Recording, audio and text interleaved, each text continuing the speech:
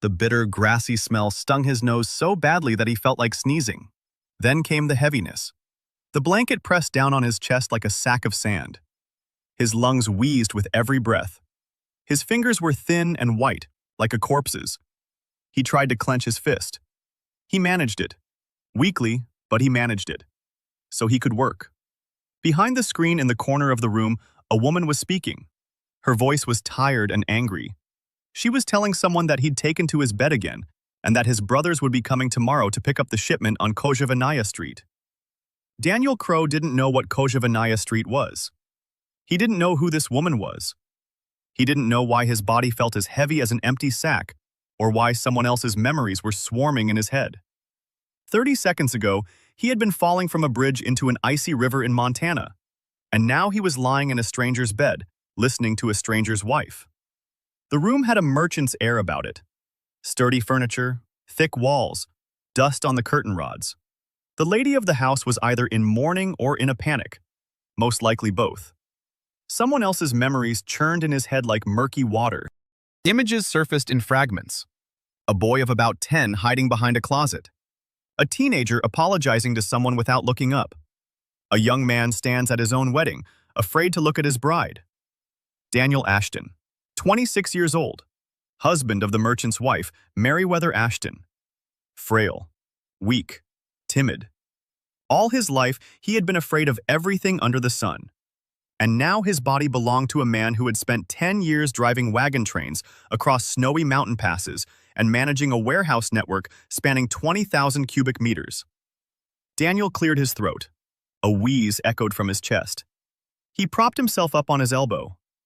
The room swayed but remained steady. He turned his head toward the cath and spoke. The voice was unfamiliar, quiet, hoarse. But the words were his. He asked Mary to bring the ledgers, all of them, and a map of the city. He said he wanted to see what they had. It grew quiet behind the screen, as quiet as it gets when a person has long since stopped expecting good news and suddenly hears something strange. A minute later, a woman emerged from behind the screen. She was about 30. Her dark hair was pulled back into a bun. Her face was beautiful but haggard. Dark circles under her eyes. Her hands were dry from constant work. She looked at him the way one looks at a patient who suddenly spoke after a month of silence, with hope and suspicion at the same time. Meriwether asked why he wanted the ledgers. He replied that he wanted to understand how much they owed and how much was owed to them. She continued to stand there. Then she said that he hadn't opened the ledgers even once in the 4 years of their marriage. Daniel looked her in the eyes. The Daniel of the past wouldn't have done that. The Daniel of the past would have looked at the floor. He said he would open them now. Mary left the room. Daniel leaned back against the pillow and closed his eyes. He had to think fast. His brothers were coming tomorrow, behind the warehouse. That meant someone in the family considered Meriwether the weak link. His husband was on his deathbed. Business was going badly. It was the perfect time to seize the property. He didn't yet know the city, the laws, or the balance of power. But he knew one thing. Any redistribution of property begins with pressure. And pressure only works as long as the victim is afraid. Mary returned 20 minutes later. She brought 4 thick, leather-bound books and a sheet of paper rolled into a tube. A map of the city. Daniel sat up in bed. His head was spinning, but his hands obeyed him. He unrolled the map. The city was called Remhold, the capital of the Kingdom of Valamark. A river port. Shopping arcades along the main street. The Tanner's Quarter to the west. The meat market next to the lower market. He found Tanner's Street. Next to it was a warehouse sign marked Ashton. He opened the first book. The handwriting was small and scrawled. Not Mary's. Someone else had kept the records. A clerk. Daniel began to read. An hour later, he knew the essentials. The Ashton family owned 3 shops and 1 warehouse. 2 shops sold meat and hides at the lower market. The 3rd shop sold finished leather in the craftsman's quarter. The warehouse on Leather Street was key. All the goods passed through it. Profits had been falling for the 3rd year in a row. Debts were mounting. Suppliers were jacking up prices. Half the goods were spoiling in transit. A manager named Hawthorne kept the books sloppily. Entire pages were filled with a single line, with no details. Daniel knew what that meant. Either laziness, or theft, or both. He closed the book and looked at Mary. She was sitting by the window looking at him, waiting. He asked who Hawthorne was. Mary replied that he was an old steward. He'd served her father as well, 30 years with the family. Daniel asked if she trusted him. Mary paused. Then she said that Hawthorne had always been loyal to her father. Daniel noted that she hadn't answered his question. He asked about her brothers. Mary replied that there were two of them, the older one, Aldrich, and the younger one, Hart. Aldrich is married to the town judge's daughter. Hart runs a slaughterhouse on the southern outskirts. Both believe that Mary is not handling her husband's affairs properly. Both want the warehouse on Leather Street. Daniel asked on what grounds. Mary explained that under the Valamark law, a wife's property is managed by her husband. If the husband is incapacitated, the wife's relatives can demand that control be transferred to them.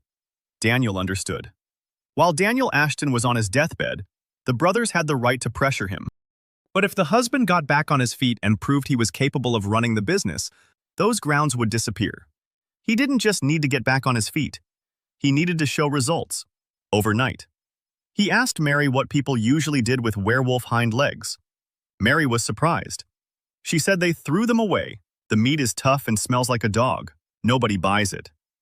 Daniel asked if he could buy such a leg at the market. Mary said the butchers would give it to him for free. They'd be happy to get rid of it. Daniel asked her to send a boy to the market in the morning to bring back a werewolf's hind leg. And also, vinegar, salt, juniper berries, hot water. Mary asked why. Daniel replied that he was going to cook dinner for her brothers. Mary looked at him for a long time. Then she said he'd never cooked in his life. Daniel replied that he would now. He spent the night poring over his books. His body ached. His eyes watered in the dim candlelight. But his mind was working. He wrote down all the income and expenses for the past year on a separate sheet of paper. The picture was clear. The Ashtons bought meat and hides from middlemen at the lower market. There were at least 4 middlemen between the hunter in the forest and the Ashtons' counter. Each took their cut.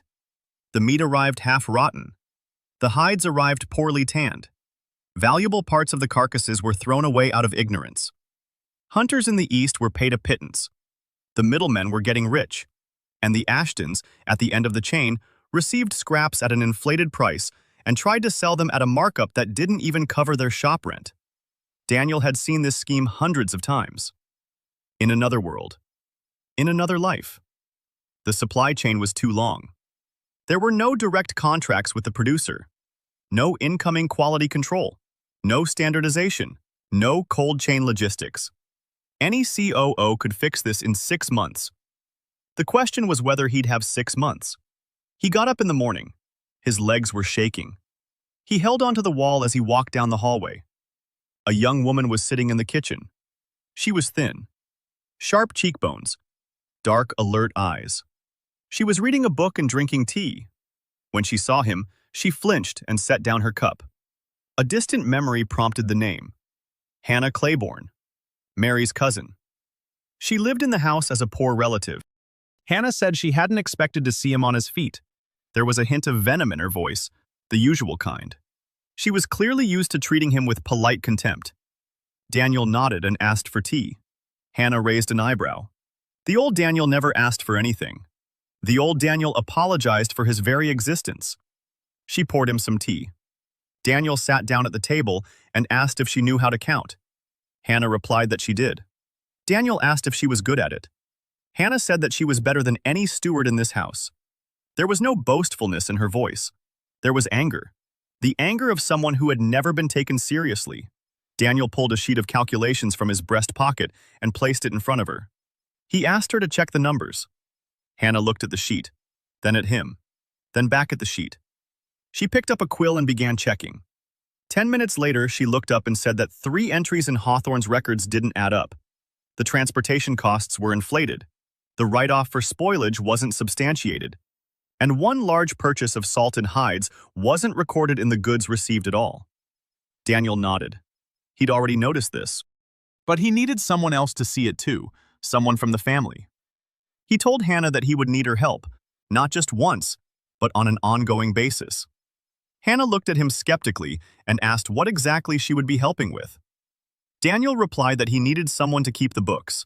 Real bookkeeping, not what Hawthorne does. Hannah was silent for about 5 seconds.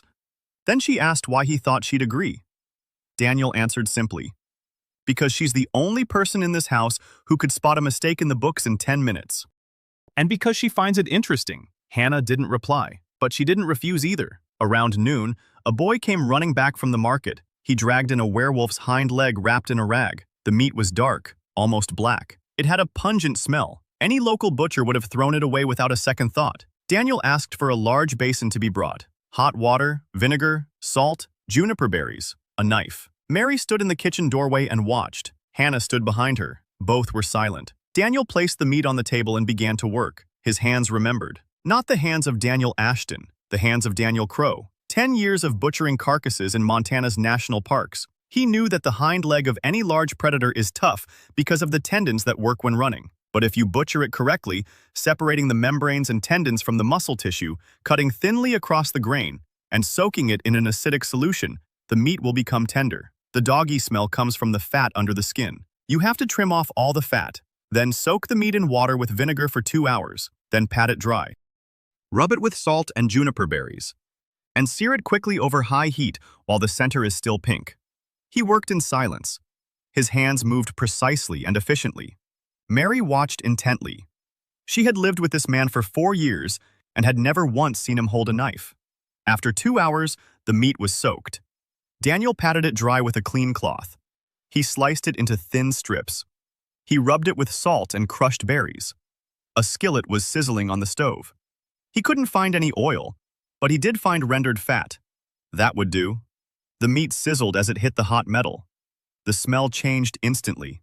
Instead of the stench of a dog, a rich, meaty aroma filled the air, with a smoky note and the piney bitterness of juniper. Hannah swallowed hard behind him. Mary stepped closer. Daniel flipped the slices after a minute and a half. A golden crust with dark spots had formed. He took the meat off the fire and arranged it on a clay platter. He tasted it himself. Slightly sweet, smoky. A bit tougher than beef, but the texture is pleasant. The fibers separate on the tongue. If served warm with bread and herbs, this isn't just a meal. It's a dish that could be served in expensive taverns. He held out a slice to Mary. She took it carefully. She took a bite. She chewed slowly. Something was changing on her face. She took another bite. Then she looked at him and asked quietly how he knew that. Daniel replied that he'd read about it. Mary didn't believe him. He could see it in her eyes, but she didn't argue. The brothers arrived after lunch. Aldrich was a large, broad-shouldered man with a strong jaw and a way of speaking as if everything had already been decided. Hart was slimmer and quieter, but his eyes darted about. He was calculating, weighing things up. They entered the house like they owned the place. Aldrich nodded to Mary and didn't even look at Daniel. He sat down at the table and said they'd come to discuss business. The warehouse on Kojavanaya Street was sitting idle. The goods were spoiling. Mary couldn't handle it alone. It would be better if management were handed over to those who understood trade. He said this in an even tone. He wasn't threatening. He was simply stating a fact. Fact. Decision. Signature. Mary stood there, pale. Daniel saw her clench her hands behind her back. She had been preparing for this conversation, preparing to lose. Daniel asked to wait half an hour. Aldrich looked at him for the first time, with surprise. His sister's husband stood before him on his own 2 feet, thin, pale, but standing, and looking him in the eye. Aldrich shrugged and said he'd wait. Half an hour later, Daniel returned to the room with a clay platter. On the platter lay thin slices of seared meat. He set the platter on the table in front of the brothers and said it was a werewolf's hind leg. Aldrich snorted. He said it was trash. Daniel replied that it was 4 silver coins a pound. Aldrich fell silent. 4 silver coins a pound was the price of good venison, for meat that everyone throws away. Daniel suggested he try some. Aldrich took a piece. He chewed, frowning. 3 days until the trial shipment arrives. 10 pounds of werewolf meat. Daniel started by taking inventory. The boy from the market had brought back 1 hind leg yesterday. It yielded about 4 pounds of usable meat after trimming the fat and tendons. That meant he needed at least 3 legs. Better yet, 4, with a few extra in case of waste. He sent the boy back to the market with instructions to go around to all butchers in the lower row and collect werewolf hind legs, as many as he could find. No need to pay. They give them away for free, for now at least. The boy returned around lunchtime with 2 legs and some news. One of the butchers had asked why anyone would want so much scrap. Daniel nodded. The questions had already begun. A free resource remains free exactly until the moment no one understands its value. He had maybe 2 weeks before the market caught on. He worked all day, butchering, trimming, soaking. Daniel Ashton's hands were weak and tired quickly. After an hour of working with the knife, his fingers went numb. He had to stop, stretch his hands, wait, continue. Mary peeked into the kitchen twice. The first time she said nothing. The second time, she brought tea and set it down nearby. She didn't say a word. She left. Daniel thought that gesture was worth more than any words. That evening he called for Hannah. She came in with a pen and a blank notebook. Daniel dictated a list to her. How many pounds of raw meat? How many pounds after trimming? How much vinegar was used? How much salt? How many berries? Soaking time, cooking time, yield of the finished product. Hannah wrote it down quickly and accurately. When he finished, she looked up and said that they were getting about 40% of the original weight. Daniel nodded. 40% is a good yield for wild game. Hannah asked why he was calculating all of this. He replied that without numbers, there's no business, just a lot of fuss. Hannah was silent for a moment. Then she said that in 30 years, Hawthorne had never once calculated the yield. Daniel replied that that was exactly why things were the way they were. On the second day, Daniel got up before dawn. His body protested. His knees ached. His chest wheezed. He drank some hot water and sat down with a map. He needed to think ahead. The test shipment for the brothers was a tactic, a small move to buy a week's time. The real challenge lay elsewhere. He needed a stable supply chain. Hunters kill beasts in the east. The meat and hides pass through 4 middlemen and arrive in the capital half-rotten. Daniel wanted to cut out all the middlemen and establish a direct line. Hunter, transshipment point, capital. 3 links, not 8. To do this, he needed a village on the eastern road that would agree to work directly with him. Wolf Ford. A 2-day journey. But he couldn't go there himself. His body wouldn't hold up on the trip. So he needed an envoy, someone he could trust. He weighed his options. Hawthorne was out of the question. Daniel didn't trust him one bit. The messenger boy was too young. Mary couldn't leave the shop. Hannah. He thought of her. Smart, quick-witted, but she'd never left town. She didn't know how to talk to the village hunters, so it was too soon. That meant the first contact would have to be made through a letter. He asked Hannah to find out if anyone was traveling east with a wagon train in the coming days. Hannah returned an hour later. She said that Merchant Fenwick's caravan was leaving the day after tomorrow and would pass through Wolf Ford. He could have the letter delivered by one of the drivers. Daniel sat down to write. The letter was addressed to the headman of Wolf Ford, short and to the point. He introduced himself as a merchant from Remhold. He wrote that he was ready to buy the hunters directly from the hunters, without middlemen. He offered prices 3 times higher than what the middlemen paid. In return, he asked for one thing: the complete butchering of the carcass. Not just the meat and hide, but also the liver, tendons, glands, hooves, and blood. Everything, according to the list he attached to the letter. He'd compiled this list overnight. 17 items. 17 items from a single werewolf carcass. The locals took 3. He knew what to do with the remaining 14. The liver for alchemists, the tendons for bowmakers, the glands for apothecaries, the hooves for glue, the blood dried into powder for sausages, the gallbladders for tanning hides, the bones for handles and reagents. Even the fur from the withers, if combed out properly, could be made into felt. He attached a butchering diagram to the letter. Simple, clear, with notes on where to cut and what to keep. He'd drawn it himself. His hands were shaking, but the lines were crisp. Daniel Crow's memory knew the anatomy of any large predator. A werewolf was no more complicated than a moose if you understood the basic principles. Hannah looked at the diagram and asked how he knew the anatomy of a werewolf. Daniel replied that he'd read a lot. Hannah raised an eyebrow. She said there wasn't a single book on butchering in the Ashton Library. Daniel replied that he'd read them before the wedding. Hannah didn't believe him. She could tell by the look on his face, but she said nothing. She handed the letter to Fenwick, the wagon driver, and got him to promise to deliver it. On the third day, Daniel finished processing the last legs. 10 pounds of prepared meat lay on a platter, soaked, rubbed with salt and juniper, and ready for roasting. Aldrich arrived alone, without heart. Was that a bad sign or a good one? Daniel couldn't tell just yet. Aldrich sat down at the table and looked at the platter. Daniel seared the meat in front of him.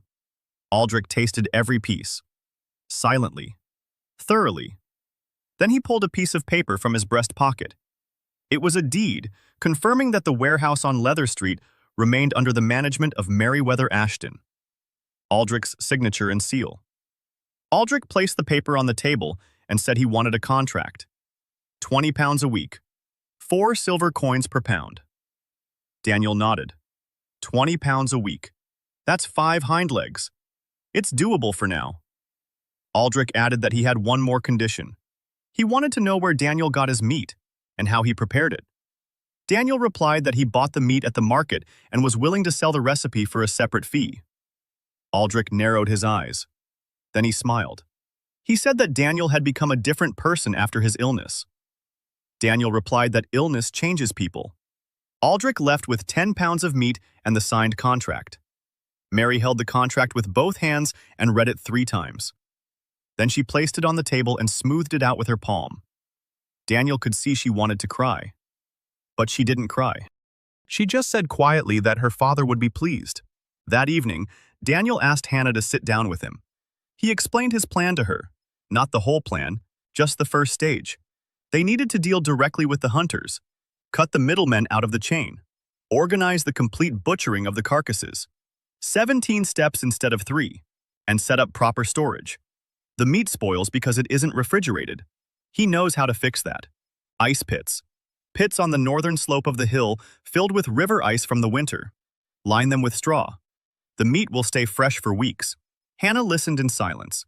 Then she asked how much it would cost. Daniel replied that the first ice pit would cost 20 silver pieces, the equivalent of 3 days' worth of trade.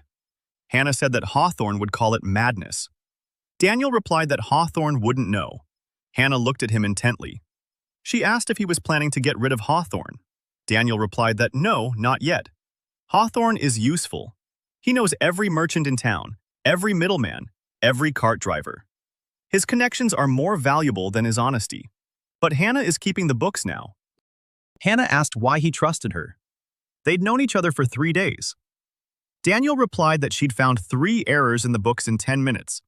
Anyone capable of that deserves trust. Hannah smiled. For the first time in 3 days. She said it was the strangest compliment she'd ever heard.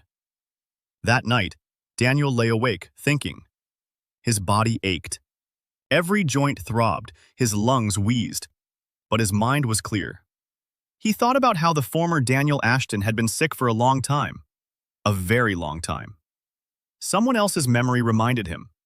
The cough had started 2 years ago. Then came the weakness. Then the fainting spells. The doctor said it was consumption. But Daniel was lying in this body now and could feel that his lungs were weak but not destroyed. Not consumption. Something else. And another thing. Every morning, a maid named Gladys brought him a herbal decoction. Bitter. With that very same smell he'd noticed upon waking. Mary said the doctor had prescribed the decoction, to be drunk every morning on an empty stomach. Daniel had been drinking it for 2 years. 2 years of illness. 2 years of the decoction. Daniel didn't drink it the first morning because the smell was unbearable. He didn't drink it the second morning because he'd forgotten. He didn't drink it on the third morning because he started thinking. 3 days without the decoction, and he was already back on his feet. A coincidence? Maybe, or maybe not. He decided to keep quiet about it, for now, to observe. Who brings the decoction? Who prepares it? Who orders the herbs? And to keep not drinking it. On the morning of the 4th day, Hawthorne arrived. Daniel saw him for the first time. The steward was an old man, withered, veiny hands, eyes sharp and quick. He entered the room and stopped when he saw Daniel at the table poring over books. Hawthorne bowed and said he was glad to see the master back on his feet.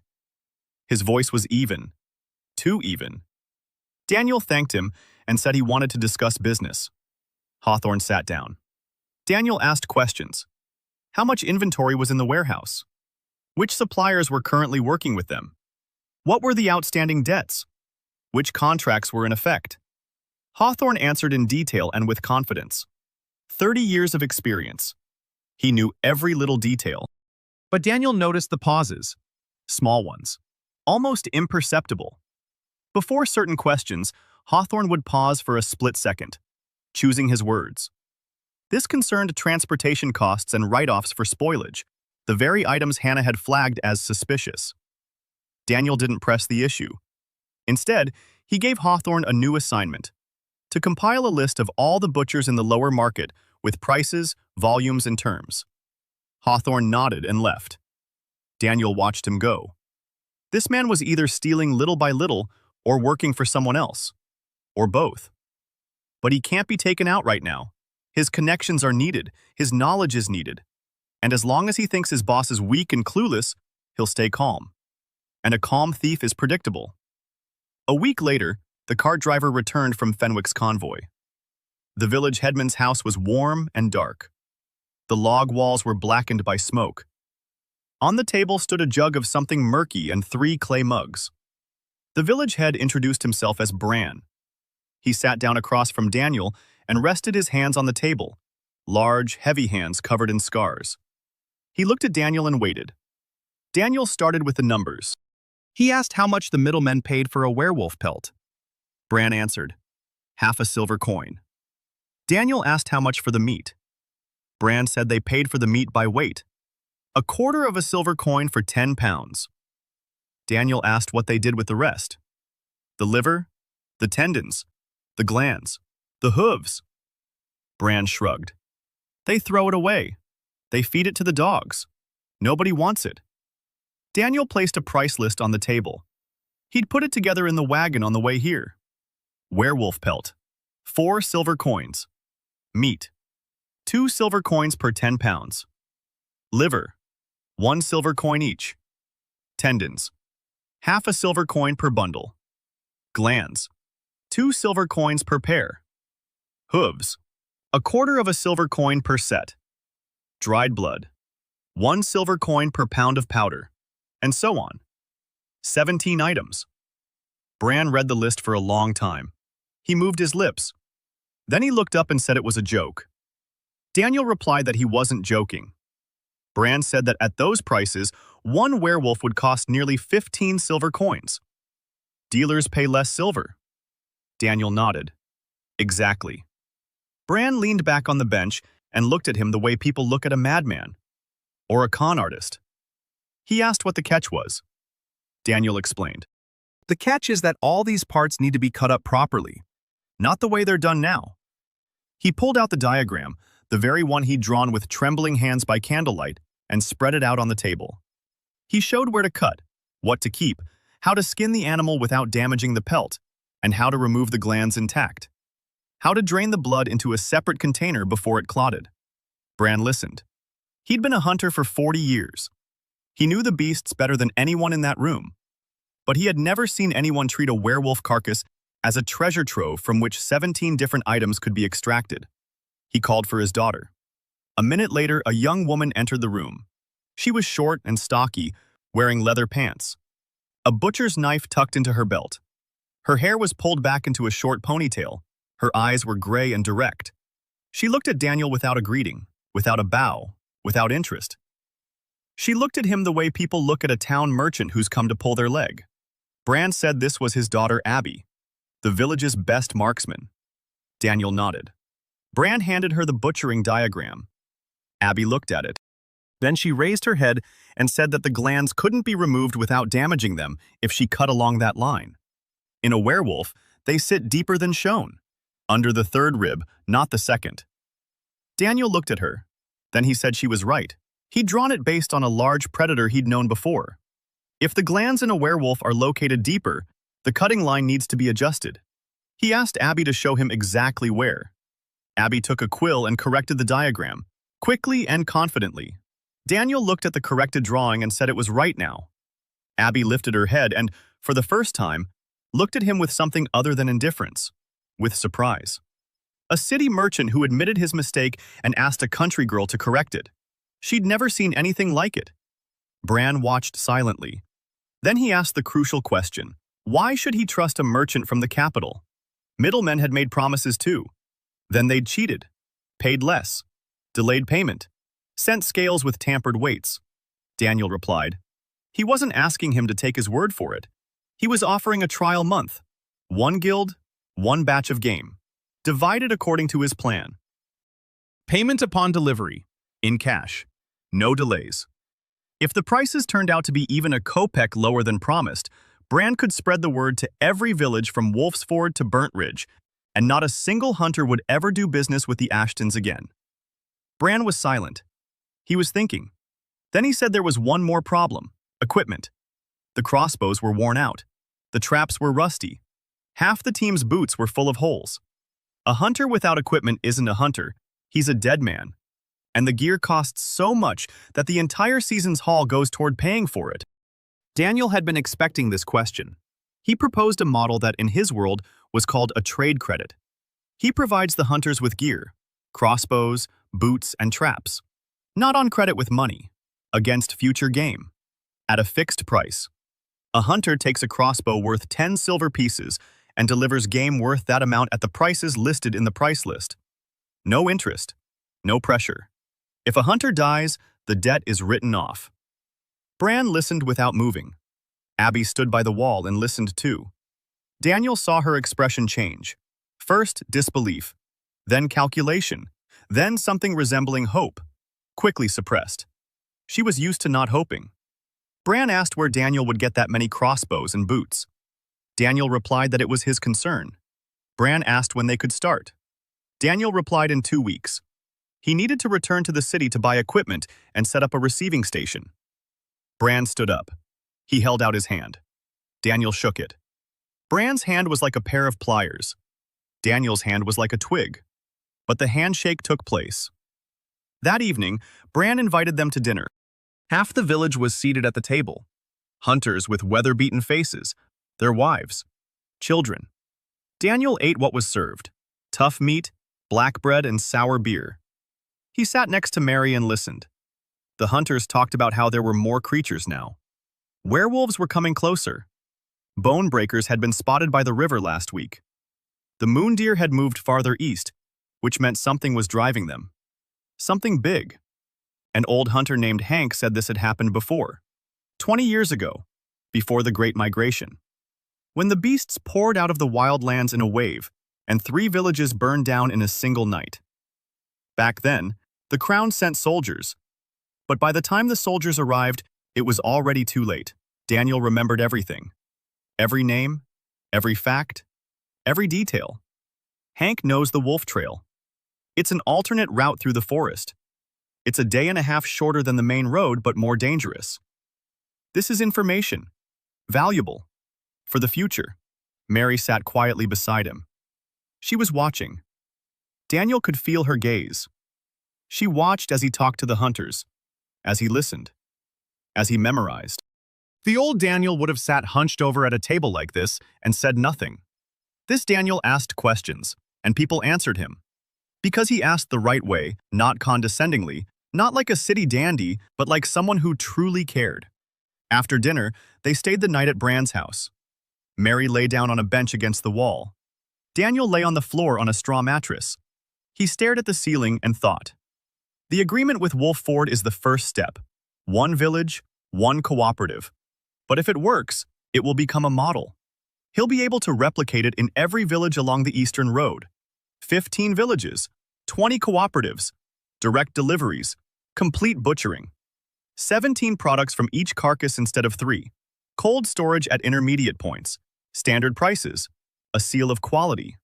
This isn't a shop, it's a chain. In the darkness, Mary asked quietly. She asked why he was doing this. Daniel remained silent. She pressed him. A year ago, he couldn't get out of bed. 3 days ago, he opened his ledgers for the first time. And now he was lying on the floor of a village house 2 days' journey from the capital, negotiating with hunters. What had happened? Daniel replied that he'd realized one thing. If he didn't do this, no one else would. And then Mary would live in fear of every tomorrow for the rest of her life. Mary was silent for a long time. Then she said that this was the first time he'd told her something about her and not about himself. Daniel didn't answer. He didn't know what to say. Because he was telling the truth, but not the whole truth. He wasn't doing it just for Mary's sake. He was doing it because he knew how. Because for the first time in 3 days in this world, he felt something he hadn't felt in a long time. The feeling that he was standing for the right cause. That his hands, though weak, were doing the work that needed to be done. That tomorrow would be better than today. In the morning, he woke up with a pain in his back. Daniel Ashton's body was taking its toll from the trip. But he got up. Before leaving, he asked Abby for one thing. If, in 2 weeks, he sent a man with the first shipment of equipment, Abby would meet him and oversee the first cut according to the new plan. In person. Every cut. Every gland. Every bone. Abby nodded. Then she asked why a city merchant would need a country girl for this. Daniel replied that he didn't need just anyone. He needed someone who knew the animals better than he did, and who wouldn't be afraid to tell him to his face that he was wrong. Like yesterday with the diagram, Abby blinked. That morning, Daniel didn't drink his herbal tea. Gladys, the maid, brought it as usual. She set it on the bedside table and left. Daniel waited until the door closed. He picked up the cup. He sniffed it. Bitter. Herbal. Heavy. He poured the tea into the pot with the flower on the windowsill. My 8th day without the decoction. His body had grown noticeably stronger. His lungs were still wheezing, but they no longer whistled. His hands held the pen without trembling. He could walk from his house to the lower market without stopping. 2 weeks ago, he couldn't even make it to the kitchen. Either he was recovering from his illness, or he had stopped receiving the poison. He couldn't prove the latter yet. But the facts were adding up in an inconvenient way. Daniel went out into the city. Remhold was bustling with trade that morning. Carts creaked along the cobblestones. Butchers were laying out their wares on the counters. Leather workers were hauling bundles of hides toward the tanning pits. The smell of a big city. Manure, smoke, raw leather, fresh bread. He walked through the lower market, taking it all in. Stalls, counters, signs. He was looking for 2 things, salt and alchemy. He found the salt quickly. At the southern end of the market stood a stall with a sign in 2 languages, Valamark runes, and some other symbols he didn't recognize. A young woman sat behind the counter. Her black hair was braided into a plait. A narrow face. Dark eyes. In front of her lay bags of different kinds of salt. Coarse white salt, fine gray salt, pink rock salt, and one more kind, yellowish, with the scent of the sea. Daniel stopped. He asked what the yellow salt was. The woman looked up. She eyed him appraisingly. She replied that it was sea salt from the southern islands, the best for salting fish and meat. The crystals were large. It retains moisture. It doesn't turn bitter at high temperatures. Daniel asked the price. The woman quoted it, 2 silver coins per sack. That's expensive. Daniel asked how much she had. The woman replied that she had 20 sacks in stock, and she could bring more if there was demand. He asked her name, Yujin So, the daughter of a spice merchant from the southern coast. Daniel asked if she traded under her own name. Yujin paused for a second. Then she replied curtly, No, under my father's name. Daniel asked why. Yujin said it was none of his business. Daniel nodded. He apologized for asking and got down to business. He explained that he needed salt. A lot. On a regular basis. To preserve the meat of wild animals at transit points along the eastern road. Sea salt works best because of its large crystals and stability. Yujin listened. Her expression didn't change. When he finished, she asked how much. Daniel replied that, to start with, 5 sacks a week, 10 in a month. In 3 months, 20. Yujin quickly did the math in her head. Then she said that 5 sacks a week would be 10 silver coins. He was willing to pay that much. Daniel replied that he was willing to pay but suggested a different arrangement. A 3-month contract with a fixed price, 1.5 silver coins per sack instead of 2, but with guaranteed sales. She wouldn't have to stand around at the market waiting for random buyers. She knows exactly how much salt is needed each week. She plans her purchases. She manages the flow. Yujin was silent. She was calculating. 1.5 silver coins is a quarter discount, but a stable 3-month contract means 75 sacks. That's 112 silver coins guaranteed. No downtime, no spoilage, no risk. She asked for one condition: the contract in her name, not her father's. Daniel looked at her. Then he said he hadn't offered anything else. It's her salt, her business, her contract. Yujin looked at him for a long time. Then she held out her hand. The handshake was firm, businesslike, without unnecessary emotion. As he was leaving, Yujin called out to him. She asked who he was. Ordinary merchants don't talk like that. Daniel replied that he was no ordinary merchant. Yujin didn't smile, but she nodded. The second objective was more complicated. He needed an apothecary. Not just any apothecary, one who works with alchemical raw materials, glands, livers, bile, blood, everything he intended to extract from the carcasses using the new butchering method. He needed a buyer who knew the value of these things and could turn them into merchandise, potions, ointments, and tinctures. He asked Hannah if she knew any apothecaries in town. Hannah said there was one. On the outskirts of the artisans' quarter, a widow, quiet, keeps to herself. The shop is small, but the merchandise is good. People even come to her from the palace quarter. Name: Minso Park. Daniel went to see her after lunch. The shop stood on a narrow street behind the row of blacksmith shops, a small sign with a leaf drawn on it. Inside, it smelled of herbs, wormwood, mint, something bitter and unfamiliar. Vials and jars lined the shelves, neatly arranged, labeled in fine handwriting. A woman stood behind the counter. Her dark hair was pulled up high. Her face was calm, impassive. Her eyes were attentive and very quiet. She looked at Daniel and said nothing. She waited. Daniel looked over the shelves. He found what he was looking for: a small vial containing a dark liquid. The label stated that it was an extract from the moon gland. He picked up the vial and asked how much it cost. Minso replied, 8 silver coins. Daniel asked how many glands it took to make one vial. Minso replied, 1 whole moon deer gland. Daniel asked how much she paid for the glands. Minso paused. Then she replied, when she can find them. 5 silver coins apiece. But she rarely finds them, maybe once every 2 months. Daniel nodded. So the profit margin is 3 silver pieces per gland. But the bottleneck isn't the profit margin. The bottleneck is that there are almost no glands on the market. Hunters don't remove them. They throw them away with the offal in the forest. He explained to Minso that he could supply her with glands regularly, not once every 2 months, but every 2 weeks. Moon glands, werewolf livers, gallbladders, everything she could process. Minso listened without moving. Only her eyes widened slightly. Daniel proposed the terms. He would supply the raw materials. She would turn them into potions and ointments. Payment would be not in cash, but in a share of the finished products. Half the potions for him, half for her. Minso asked why he needed the potions.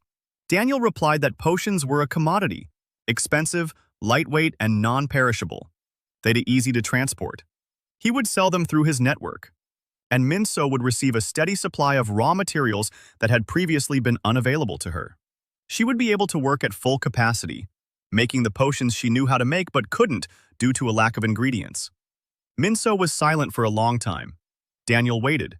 He could tell what she was thinking. Not about money, something else. Then she said quietly, she said her husband had died 6 years ago. Lung disease. She needed moon deer gland extract, a full course, 12 doses, 12 glands. She'd gone to every merchant in town, found 3. Over the course of a year. It wasn't enough. Daniel was silent. He didn't know what to say. He only knew that there was an item on his to-do list: to set up a supply of moon deer glands through the Wolf Ford cooperatives. The moon deer were moving farther east, but they could still be hunted. He promised Minso that the first shipment of glands would arrive in a month. Minso looked at him. Then she said that if he kept his word, she would work with him. Not for a share, for his word of honor. Because a person who understands the value of moon gland is a rarity greater than the gland itself. Daniel returned home by evening. His legs were buzzing. His back ached. But a plan was taking shape in his mind. Salt. Yujin So. Contract signed. Alchemy. Minso Park. A verbal agreement, but a solid one. Equipment for hunters. Not decided yet. 100 silver. He sat down at the table and began to calculate. Income from the contract with Aldrich. 20 pounds of werewolf meat per week at 4 silver each. 80 silver coins. Expenses for purchasing raw materials. 0 so far. The butchers give it to him for free, but that will end soon. Expenses for salt for preservation. 7.5 silver coins a week. Expenses for vinegar and berries. About 2 silver coins. Expenses for firewood and oil. 1 silver. Net income. Approximately 69 silver per week. Almost 280 per month. But 100 of those are needed for equipment for Wolf Ford right now. So the first month breaks even. However, starting in the second month, supplies will begin arriving from the village. Complete butchering. 17 items. Meat to the capital. Hides to the tanners. Glands to Minso. Tendons to the bowmakers. Bones to the alchemists. Blood powder to the sausage makers. Each item is a separate source of income. 1 werewolf carcass. 15 silver coins from the hunter at his prices. And the final tally after butchering and processing. Daniel counted for a long time. Meat. 12 silver coins. Processed hide. 8. Liver. 3. Tendons. 2. Glands. 4. Hooves. 1. Blood powder. 2. Bile. 1.5. Bones. 3. And another 8 miscellaneous items. Total, about 45 silver pieces from a single carcass. Minus 15 for the hunter. Minus 3 for logistics and storage. Minus 2 for salt and processing. Net profit, 25 silver coins from a single carcass. If the Wolf's Ford Guild delivers 10 carcasses a month, 250 silver coins net. The same from the second village. From the third. From the fifth. In half a year, he could be earning 1,000 silver coins a month. That's more than the annual turnover of the Merryweather shops. From a single butchering method. From a single sound decision. Hannah walked in while he was still doing the math. She looked at the numbers over his shoulder. She was silent for a minute. Then she said it was impossible. Daniel asked why. Hannah replied that it was because no one does it that way. Daniel replied that that was exactly why it would work. Hannah sat down next to him. She picked up a pen. She began checking his calculations. Half an hour later, she looked up and said the numbers added up. If the hunters learn to cut the meat using the new method, if deliveries are regular, if the meat doesn't spoil on the way, if the middlemen don't start throwing a rent in the works, if the guild doesn't catch on too soon. Daniel nodded. A lot of ifs. But each one is surmountable. Butchering. Abby will oversee it. Deliveries. A direct contract. Storage. The ice house. Middlemen. We'll get around them. The guild. That's the trickiest part. But as long as he's a small-time merchant with 3 stalls, the guild isn't paying attention to him. He has a window of opportunity. Maybe 3 months. Maybe half a year. Before someone from the big houses figures out what's going on. During that time, he needs to grow big enough that they can't just crush him. That night he lay awake, thinking about Hawthorne. The clerk acted calmly. Too calmly. He brought the list of butchers as requested. He reported diligently on the stalls. But Hannah found 2 more discrepancies in his records. Minor ones. Almost imperceptible. Someone inexperienced wouldn't have noticed. But Hannah wasn't inexperienced. She was sharp and observant. And that made her the perfect auditor.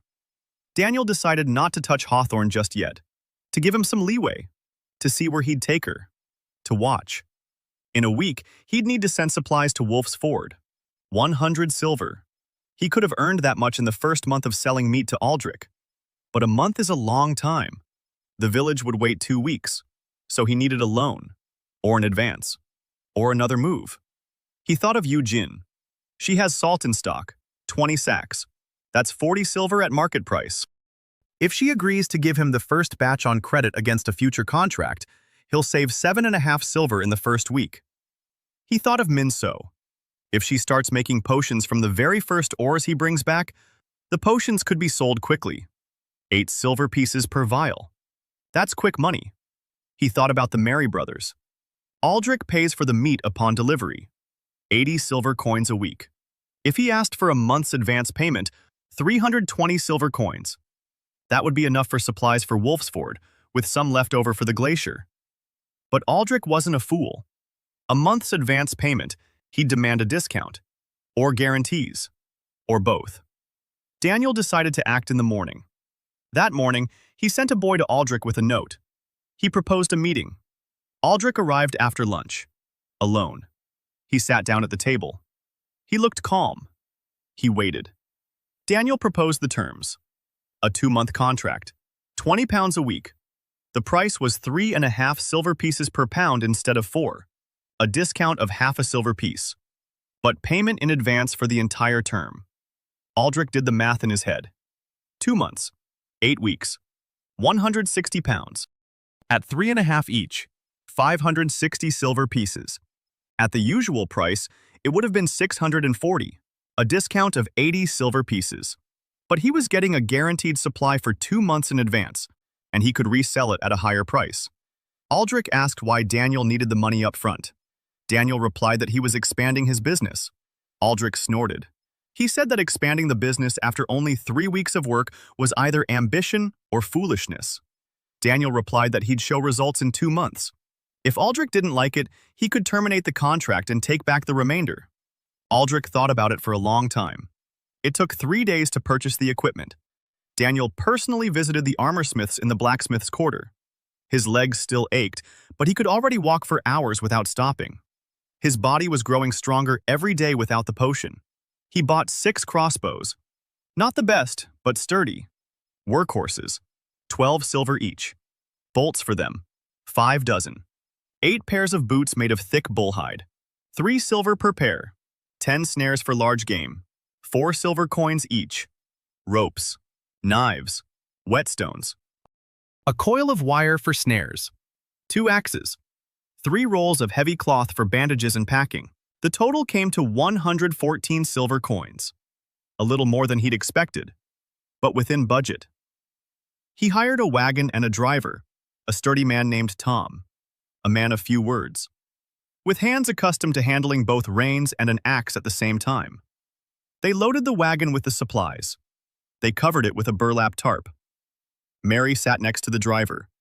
Daniel lay down in the wagon among the sacks and boxes. Hannah stayed in town. She ran the shops and kept an eye on Hawthorne. Before they left, Daniel gave her 3 instructions.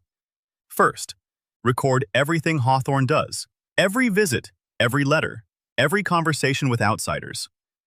Second, prepare a site for the ice chamber. He explained the plan to her, a pit 2 human heights deep. On the northern slope of the hill behind the Blue Fontanery Street. Line the walls with stone. Fill the bottom with straw. Fill it with river ice. Layer it with straw. Cover it with a lid made of thick planks and an earthen mound. Hannah wrote down every word. Then she asked how he knew how to build ice boxes. Daniel replied that he had read about it. Hannah sighed and said that someday he would tell the truth, or maybe not. The third instruction was simple.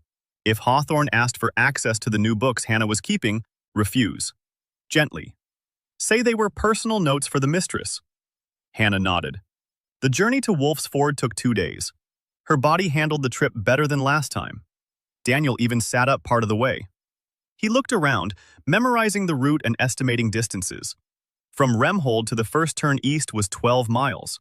The road is smooth. The wagon train can move quickly. From the turn to the fork at Bear Rock, another 8 miles. The road is worse. Ruts. Rocks. The wagon train slows down. From the fork to Wolfsford, 10 miles. The road goes through the forest. Narrow. 1 wagon. An intermediate stop is needed here, a transshipment point. If we set up a warehouse at the fork, a small one, made of stone, with a canopy, convoys from the capital bring supplies and salt here. People from the village bring their catch here. Exchange. Transshipment. Return trips. No one travels empty. He pulled a sheet of paper from his coat and began to draw. A route map. Transshipment points. Timelines. The caravan from Remhold leaves on Monday morning. By Wednesday evening, it's at the fork. Transshipment on Thursday. Return trip on Friday.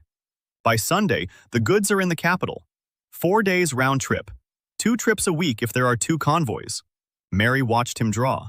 Then she said that her father had never managed to set up even 1 trip a week in his entire life. Daniel replied that her father didn't know about the intermediate stops. Mary asked how he knew. Daniel remained silent. Mary turned away and looked at the road. She was getting used to his silence in response to certain questions. She was patient for now. But he could see that her patience wasn't endless. They were waiting for them at Wolf Ford. Bran was standing at the edge of town. Abby was standing next to him. And 5 more hunters. They were looking at the wagon.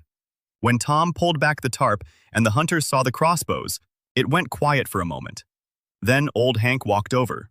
He took the crossbow, examined it, checked the bowstring, swayed it in his hand. He looked at Daniel and asked if it was true that he wasn't paying for it with money. Daniel replied, "It's true. The crossbow costs 12 silver pieces. That's about 1 werewolf carcass at the new prices." The hunter takes the crossbow. The first carcass he hunts counts toward payment. Starting with the second carcass, the hunter receives his full payment. Hank turned to the others. He said something in their village dialect. Daniel didn't understand the words but caught the tone. Approval, cautious but genuine. They handed out the gear. 6 crossbows, 8 pairs of boots, and 10 snares. The rest was divided among the teams. Daniel made sure that everyone who received signed or marked an X on the roster. Hannah would have been proud. Record keeping, documentation, every item, every name.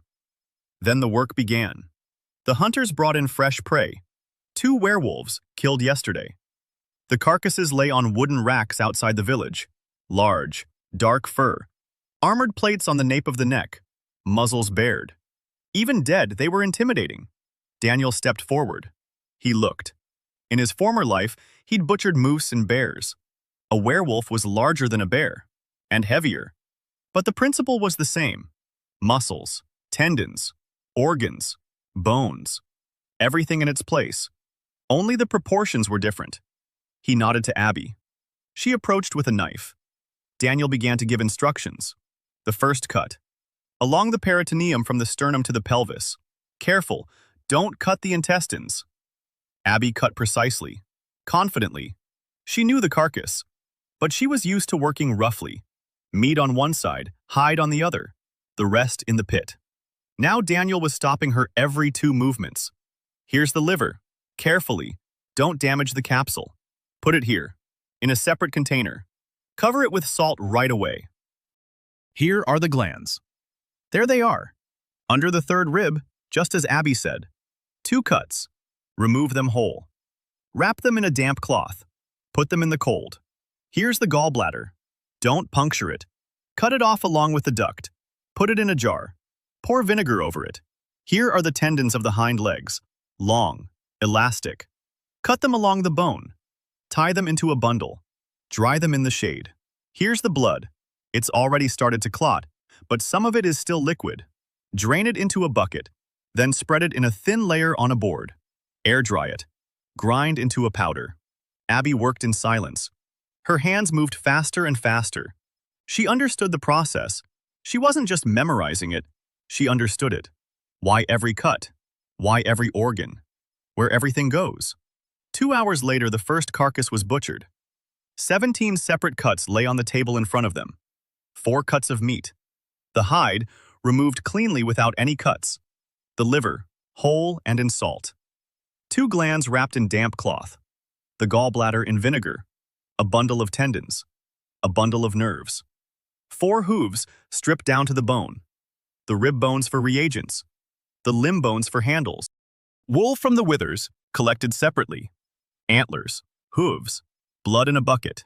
Fat trimmed from the subcutaneous layer. From a single carcass, 17 items. The hunters stood around watching. Hank walked over. He looked at the table, then at Daniel, then back at the table.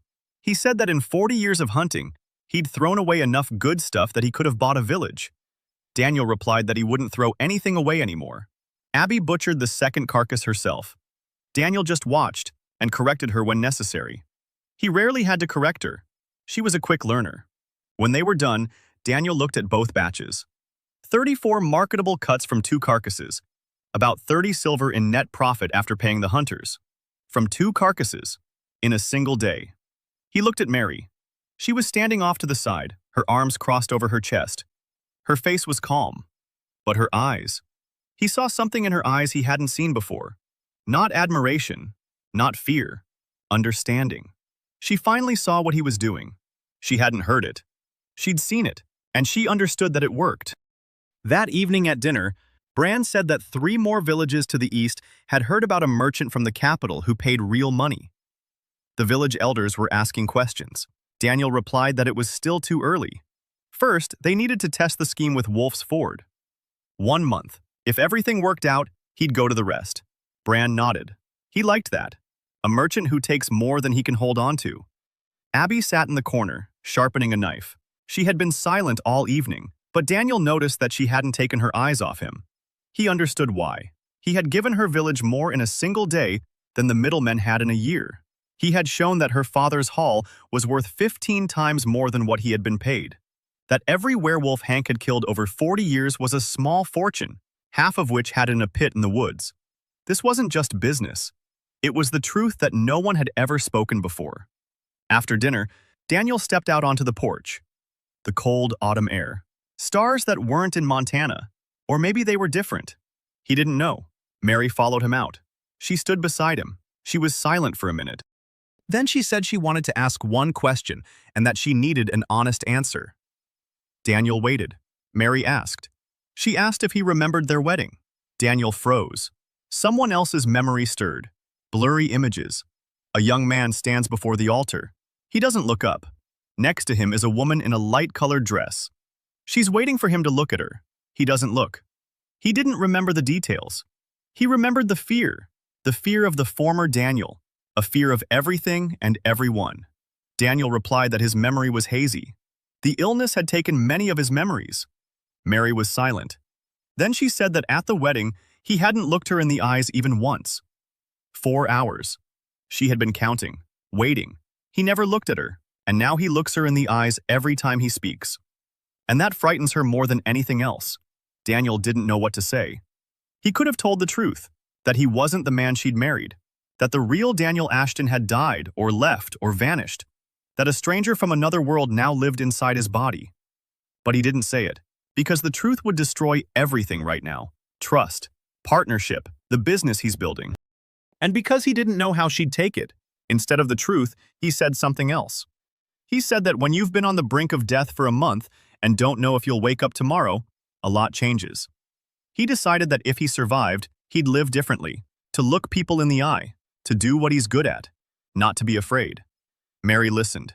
Then she said quietly that that was enough for her, for now. She went inside. Daniel stayed on the porch. He looked up at the stars. He thought about how a lie is also a form of care.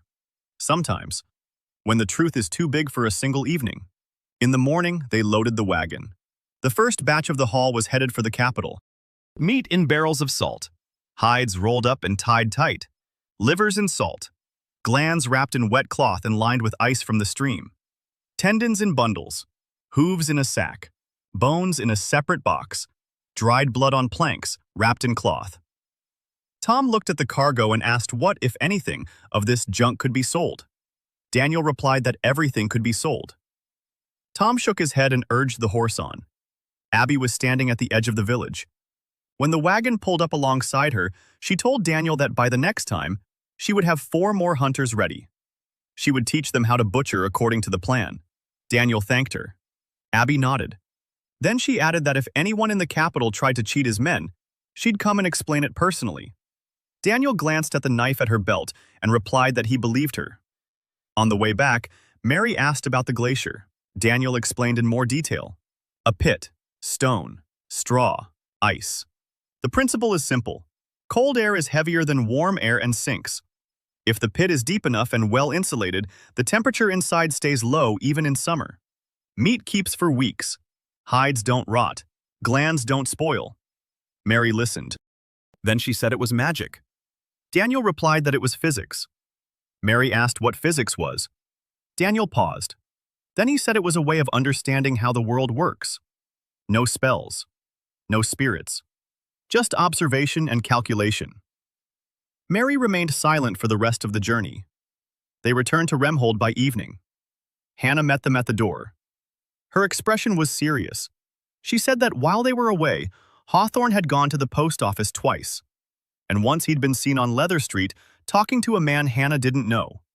Tall, gray-haired, wearing an expensive coat. Daniel asked for a description. Hannah gave it. Tall, thin, gray hair combed back, a ring on his right hand. He carried himself like a man accustomed to being bowed to. Mary turned pale. She recognized the description. She said it was Garrett Wellcross, the eldest son of Silas Wellcross, the heir to the House of Wellcross, one of the 4 great houses of the Butchers' Guild. Daniel looked at Hannah, then at Mary. Then he sat down at the table, quietly, calmly. He asked Hannah what else she'd noticed. Hannah replied that after the meeting on Tanner Street, Hawthorne had returned to the shop and spent an hour poring over books, his own books, not the ones Hannah keeps track of. Then he put one book in a chest and locked it away. He hadn't done that before. Daniel nodded. Hawthorne was meeting with the Wellcrosses. Hawthorne was hiding something in the books. Hawthorne was sending letters. The picture was becoming clearer. The steward was working for 2 masters. Or he was preparing to switch sides. Or he was reporting on the Ashtons' affairs to someone who paid more. Mary said that Hawthorne had served her father for 30 years, that he couldn't betray him. Daniel looked at her. He said nothing. Mary understood. She lowered her eyes. 30 years of loyal service end when someone pays more, or someone who makes a more terrifying threat. Daniel said he wouldn't do anything for now. Hawthorne doesn't know he's being watched. That's an advantage. Let him think his master is weak and sees nothing. Let him keep meeting with the Wellcrosses. Every meeting is a source of information. It took 5 days to build the ice house. Daniel hired 4 diggers from the lower market. He paid them 1 silver coin a day. He chose the spot himself, behind the warehouse on Leather Street, on the northern slope of the hill. The shadow cast by the warehouse wall kept the area in the shade until noon. The soil was clayey and heavy. They dug slowly. The pit was supposed to be 2 human heights deep and 4 paces wide. Daniel stood over the pit and watched them work. His body could already stand for hours. 3 weeks without the potion. His lungs barely wheezed. His arms had regained their strength. Not superhuman, but enough to hold a quill without trembling and carry a sack of salt. The sides of the pit were lined with stone. Daniel insisted on a double layer. Stone, clay, stone, with straw between the layers for insulation. The thicker the wall, the slower the heat penetrates inside. The diggers looked at him as if he were a city eccentric. They dug cellars for wine and turnips, but they'd never seen a cellar like this. Mary came every day. She watched. She said nothing. On the 3rd day, she brought Aldrich. Aldrich examined the pit. He asked why. Daniel explained. Meat spoils because it's stored in the heat. If you lower the temperature, the meat will stay fresh for weeks. Aldrich asked where to get ice in the summer. Daniel replied that ice is harvested in the winter. River ice. They cut it into blocks. They lower it into the pit. They layer it with straw. The ice melts slowly. With proper insulation, it lasts until midsummer, and by midsummer, ice can be brought in from mountain streams. Aldrich was silent. Then he said that if it worked, he wanted one just like it at his slaughterhouse. Daniel replied that he would build it, for a separate fee. Aldrich chuckled. He said that Daniel knew how to sell even holes in the ground. On the 5th day, the ice house was ready. The bottom was lined with 2 layers of straw. The lid was nailed together from thick oak planks. Soil was piled on top. They left a hatch with a ladder. The ice was to be brought from a mountain stream outside town. Daniel made arrangements with the cart driver, Tom. 2 trips, 6 blocks of ice for each trip. The ice was stacked in layers with straw between them. When Daniel went down into the ice house an hour after it was loaded, it was cold inside. Really cold. He exhaled and saw his breath. It's working. Mary followed him down. She stood there and looked at the frost-covered walls. Then she said quietly that it was impossible. It's fall outside, "But here it's winter." Daniel replied that it wasn't winter. It was just a proper pit with proper insulation. Mary shook her head. Then she went back upstairs. Daniel heard her tell Hannah that it was now winter in their storage basement. Hannah went down to take a look. She came back up a minute later and said nothing. She just wrote the date and a note in her notebook. Glacier number 1. Operational. The first batch of harvest from Wolf Ford sold out in 2 days. Meat for Aldrich. He took it all and asked for more. Daniel took the hides to the tanners in the craftsman's quarter. 2 of the 5 master tanners refused. They said a werewolf's hide was too tough. 3 took them on a trial basis. One old master named Barnett looked at the hide and said it was the cleanest he'd seen in 20 years. He asked who had skinned it. Daniel replied that it was a girl from Wolf's Ford. Barnett grunted. He said he'd take whatever they brought. 5 silver pieces apiece. Daniel haggled. 6. Barnett said 5.5. Daniel agreed. 5.5. Better than he'd expected. He took the liver and glands to Minso personally.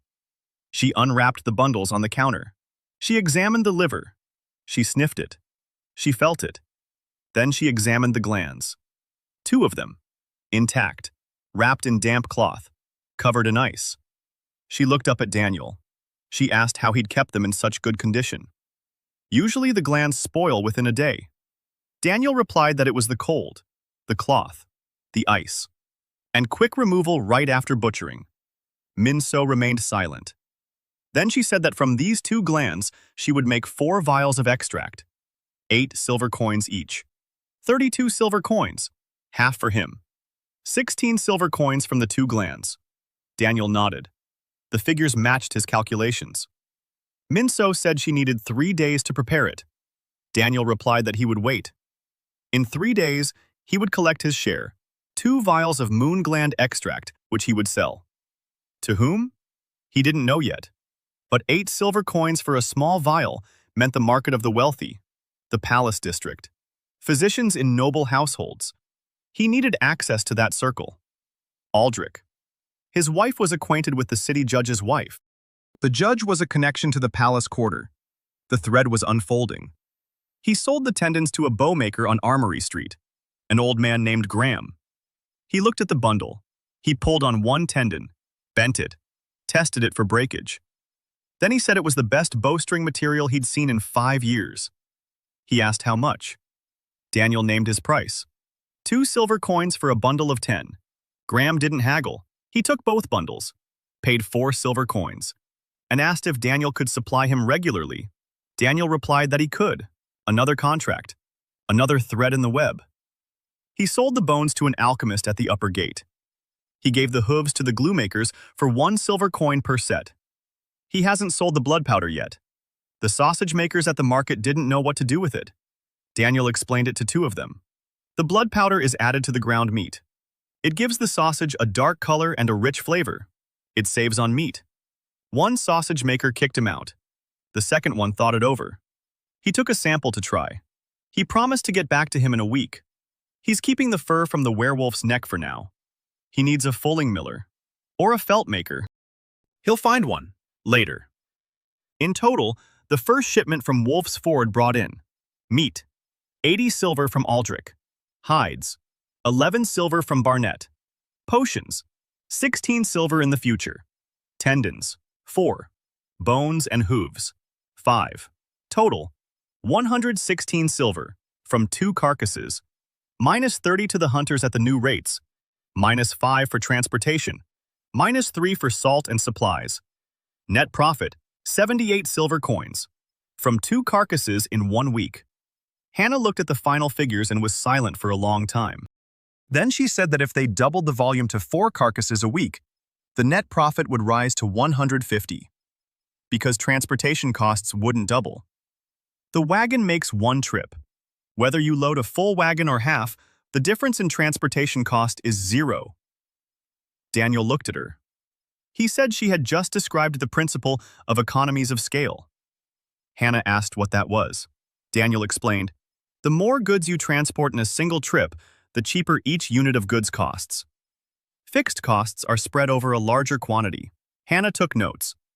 Then she said she wanted to see all the figures for each item in a separate ledger. Revenue from meat separately.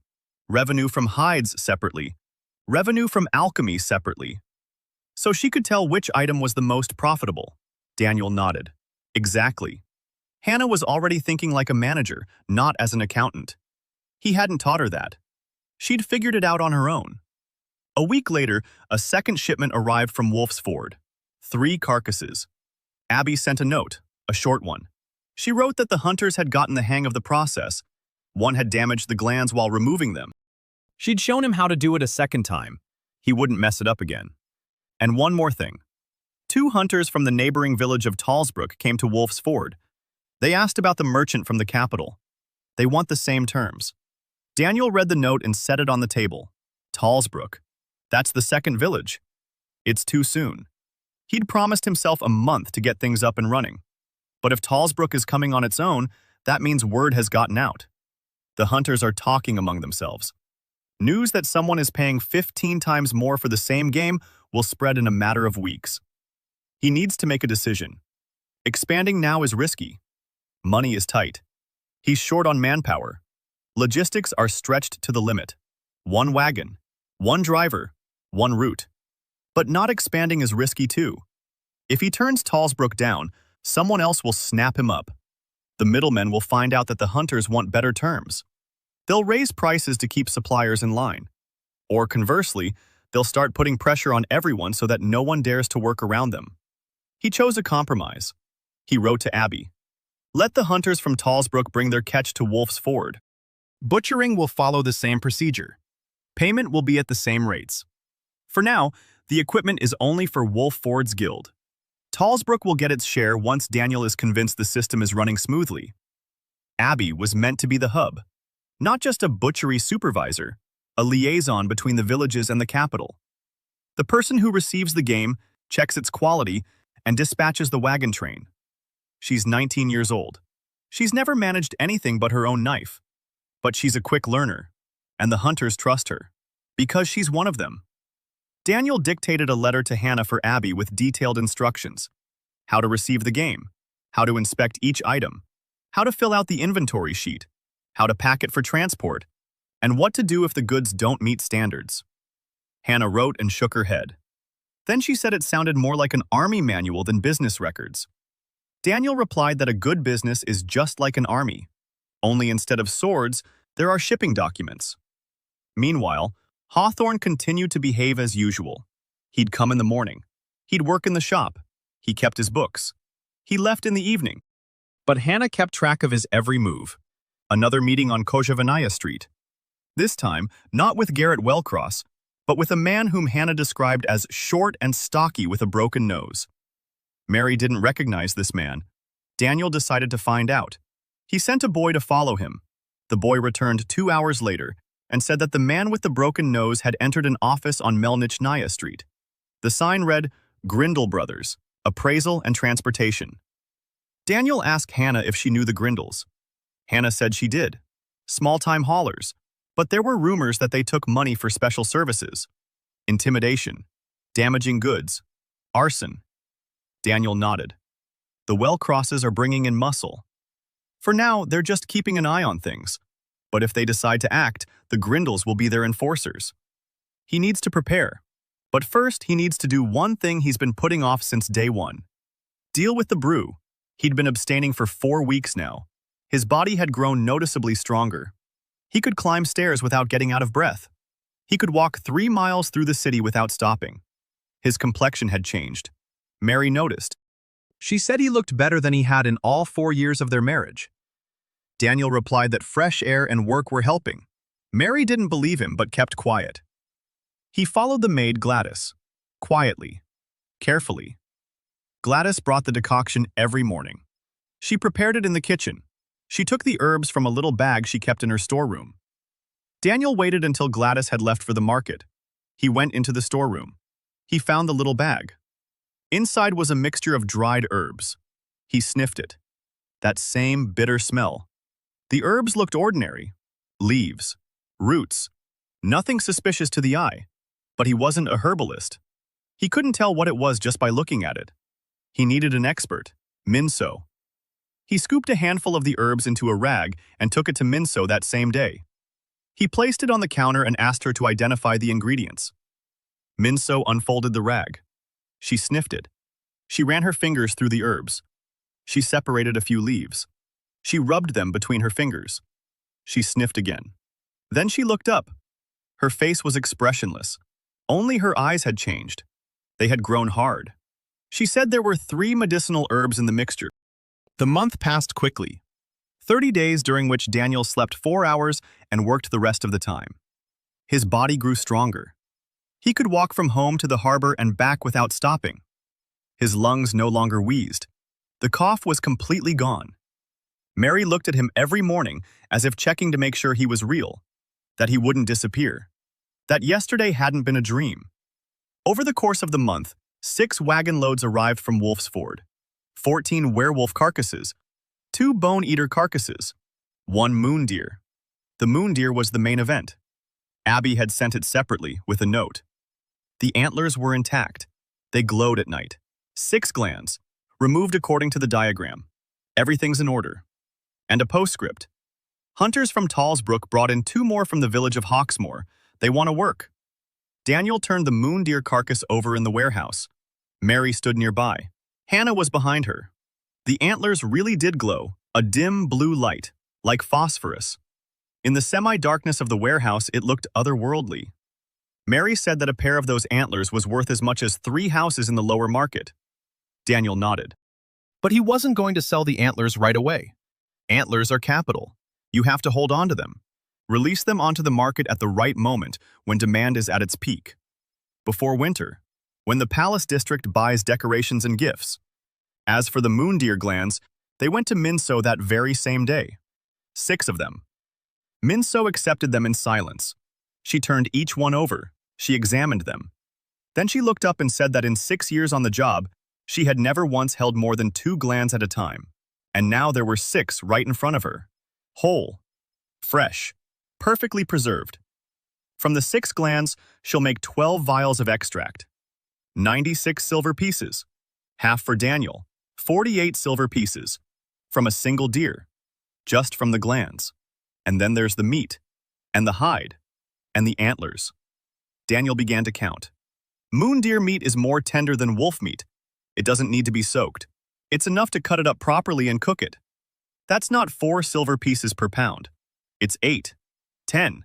For the tables in the palace quarter. He remembered the judge's wife, who used to order werewolf meat from Aldrich for her dinner parties.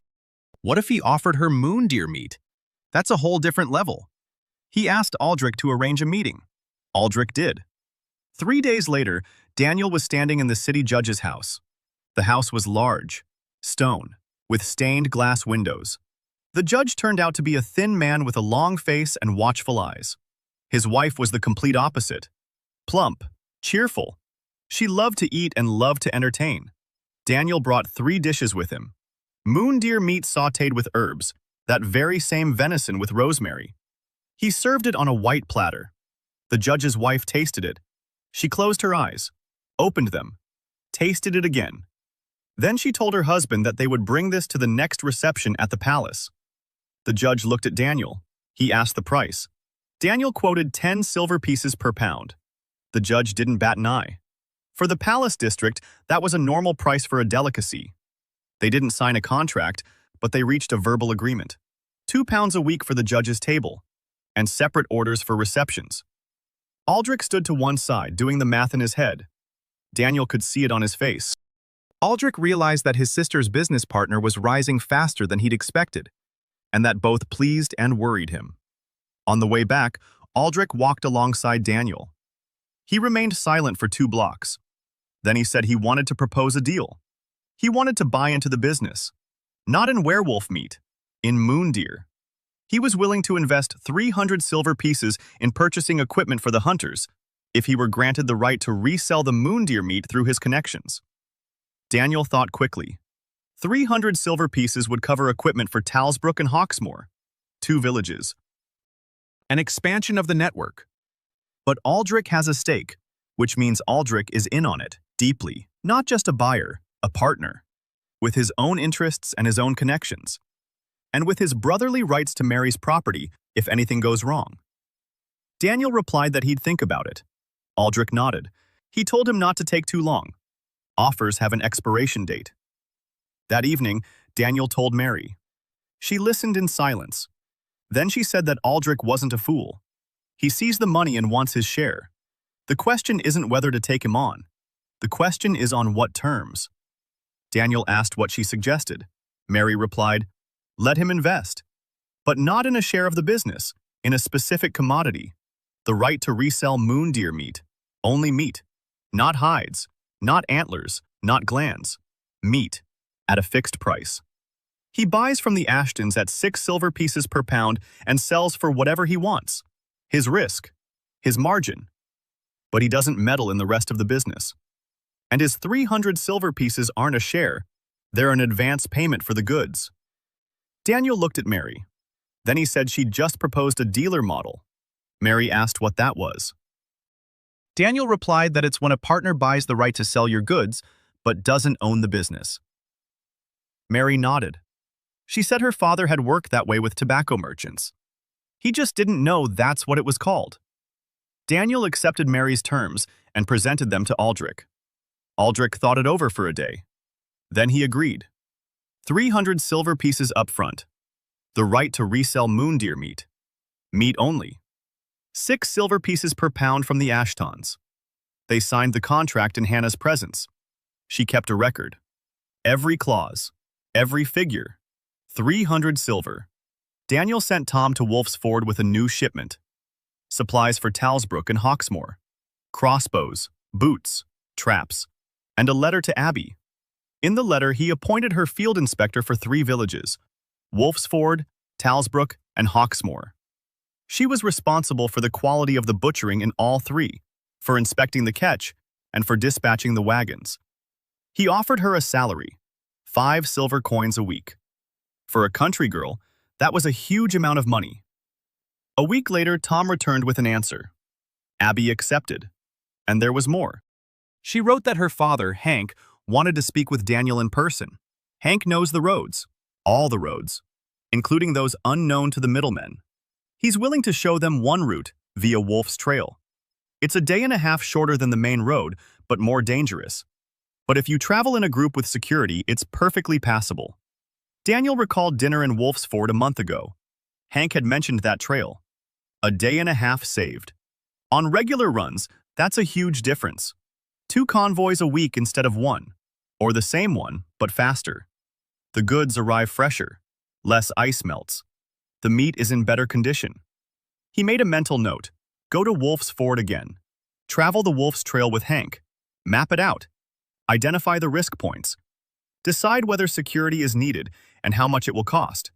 But that's for later. Right now, there's another problem. Hawthorne. Hannah reported that the foreman had started getting nervous. He'd noticed that Daniel was conducting business behind his back. New contracts were being signed without his involvement. New suppliers were coming directly to the boss. Hannah was keeping the new books, not him. Hawthorne had remained silent so far, but his visits to the Co. have become more frequent, twice a week. And he sent yet another letter from the post office. Daniel decided it was time, not to get rid of Hawthorne, but to talk to him.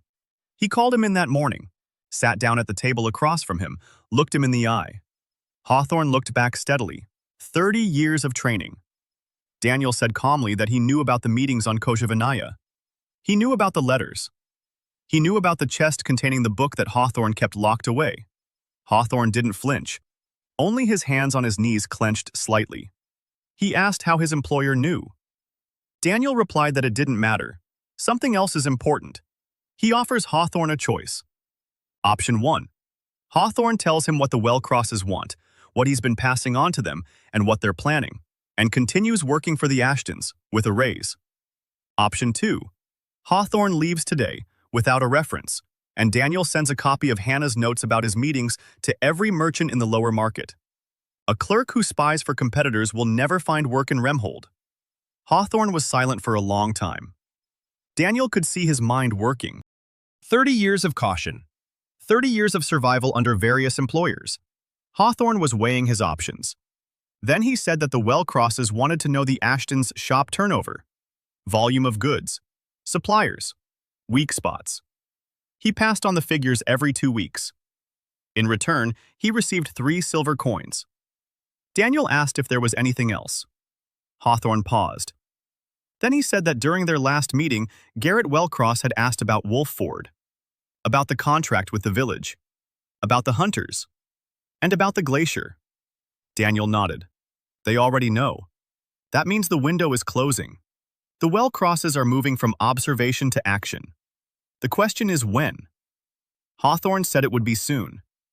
The Wellcrosses' first attempt came 2 weeks later. The wagon train was traveling from the fork in the road toward Remhold. Tom was driving the wagon. Seated next to him was a hunter from Talsbrook, a young man named Reed. A crossbow rested on his lap. Halfway to town, a wagon blocked the road. Supposedly broken, the axle had cracked. The cargo was scattered across the road. 3 people were bustling about. Tom stopped the horse. Reed grabbed his crossbow and jumped down from the wagon. He walked around the wagon. He looked at the people. Then he looked at the roadside. There in the bushes stood. He saw their tracks before he saw them. A hunter who reads werewolf tracks every day can spot human tracks 100 paces away. Reed returned to Tom and whispered that it was an ambush. 5 of them. Tom didn't wait. He turned the horse around. The wagon headed back toward the fork in the road. The people by the wagon shouted. They ran after them. But the horse was faster. The wagon train returned to Wolf Ford. Daniel found out about it a day later. He wasn't surprised. He'd been expecting it. That was precisely why the route included an alternate path. The wagon train stayed in the village for 1 day. Then it set out again. But not on the main road. It took Wolf's Trail, the very one Hank had mentioned. The old hunter led the caravan himself. The road was narrow, winding through a dense forest. But Hank knew every turn, every rock, every stream. After a day and a half, instead of 3, the caravan reached the northern gates of Remhold. On the other side of the city, where no one was expecting them. Tom delivered the goods to the warehouse. Daniel lowered them into the glacier. The meat was fresh. The glands were intact. The hides were in good condition. The system had worked. The alternate route had proven its worth in the very first week. He sat down and wrote a note to Hawthorne. He asked him to find out the Wellcrosses' reaction to the failed interception. Hawthorne replied the next day. Garrett Wellcross was furious. He yelled at the Grinlows. He demanded his money back. Silas Wellcross Sr. learned of the failure and summoned his son to his office. It's unknown what they discussed, but after the conversation, Garrett became quiet. That was worse than rage. A quiet Garrett meant that his father was now making the decisions. And Silas Wellcross doesn't throw a wrench in the works. Silas operates differently. A week later, Daniel saw it for himself. 3 village elders on the Eastern Road received letters from the guild, official ones, with a seal. The letters stated that trade in game from the wildlands was permitted only through licensed members of the Butchers and Furriers Guild. Any hunter selling game to an unlicensed merchant was in violation of the guild's charter. The penalty? 5 silver coins. Confiscation of the goods. A 1-year ban on selling within the borders of Valamark. Brand sent his letter with the wagon train. Attached to it was a note from Abby, a short one. She wrote that the hunters were frightened. Not all of them, but some. The old ones. Those who remember how the guild ruined the rebellious 20 years ago. Daniel read the guild's letter 3 times. Then he called for Hannah. He asked her to find a copy of the guild's charter. Hannah found it a day later, an old copy in the library at City Hall. Daniel read the charter for 3 hours. Then he found what he was looking for. Article 42. A guild license is required for the retail sale of meat and hides within city limits. No license is required for wholesale purchases from a producer, unless the buyer also engages in retail sales. The Ashtons sold retail through their shops, but purchases in the villages were made in the name of Meriwether Ashton as a wholesale supplier, and the shops operated under old licenses issued back when Mary's father was still alive. Formally, everything was in order. Daniel wrote a reply to the village elders. He attached an excerpt from the charter. He explained that the guild was trying to intimidate them, but had no legal grounds for fines. Purchasing from hunters is not retail trade.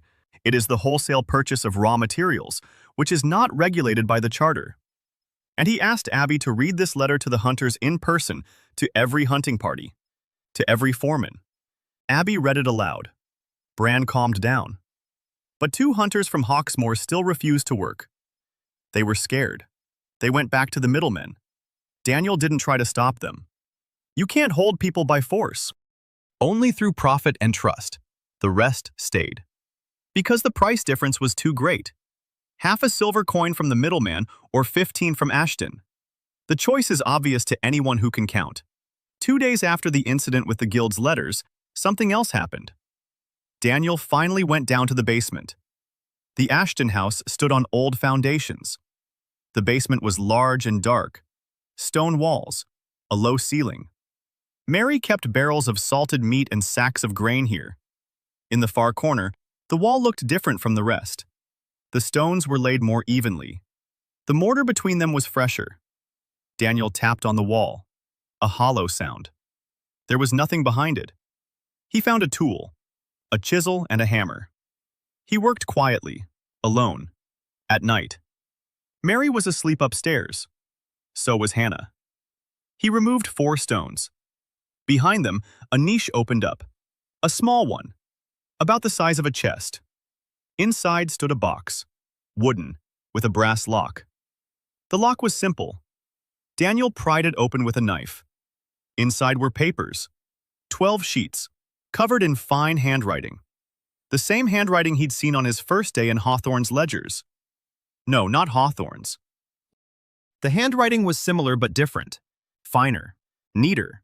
It was the handwriting of the former Daniel Ashton. Daniel brought the candle closer and began to read. The text was encrypted. Not complicated, a simple letter substitution. But reading it took time. It took him an hour to decipher the first sheet. It was a letter addressed to someone unnamed. The former Daniel wrote that he had discovered discrepancies in the Butchers Guild's tax records. The guild reported its collections from the trade and game to the crown, but the amounts in the reports didn't match the actual turnover. The 3rd month, 5 villages, 8 cooperatives. The wagon trains ran twice a week, one along the main road, the second via Wolf's Trail. Tom hired a second wagon driver, a quiet guy named Craig, broad-shouldered, a former soldier. Daniel paid him 4 silver coins a week and didn't ask where the scars on his hands came from. The ice house worked flawlessly. The meat kept for weeks. Daniel was building a second ice house, not next to the warehouse, but at the fork in the road by Bear Rock, a way station. Hunters brought their catch here. The meat was chilled here. From here, it went to the capital already cold. Transportation losses dropped by 2/3. Hannah kept the books with a precision that made Hawthorne's eyes pop out of his head. Every item, every carcass, every silver coin. She kept a separate notebook for each sales channel: meat, hides, alchemy, tendons, bones, and blood powder. The sausage maker from the lower market finally got a taste of the powder. He ordered 5 pounds to try. A week later, he ordered 20 more. His sausages became darker and richer. Customers noticed. Demand rose. Now he needs the powder every week. Another thread. Another person who depends on the Ashtons. Merryweather had changed. Not all at once. Gradually. She stopped counting her debts before bed. Because there were no more debts. She stopped going to the market at 6 in the morning to beat the middlemen to it. Because the goods now arrived at the warehouse on their own. She stopped fearing the knock at the door. Because it wasn't creditors standing at the door, but customers. One evening, Daniel came home late. He'd been at Minso's, picking up a shipment of potions. 12 vials of moon gland extract. 6 were his. Minso had left 1 extra, beyond what was in the contract. She said it was a gift. Daniel didn't argue. He carried the vials to my place. When he walked in, Mary was sitting in the kitchen. There was a cup of tea in front of her. She wasn't drinking it. She was just sitting there, staring at the wall. Daniel set the box of vials on the shelf. He sat down across from her. He asked what had happened. Mary was silent for a minute. Then she said that a neighbor had come to see her today, the weaver's wife from Mill Street. She asked if it was true that Ashton's was now the richest trading house in the lower market. Mary replied that no, it wasn't the richest. But business was going well. The neighbor said the whole market was talking about it.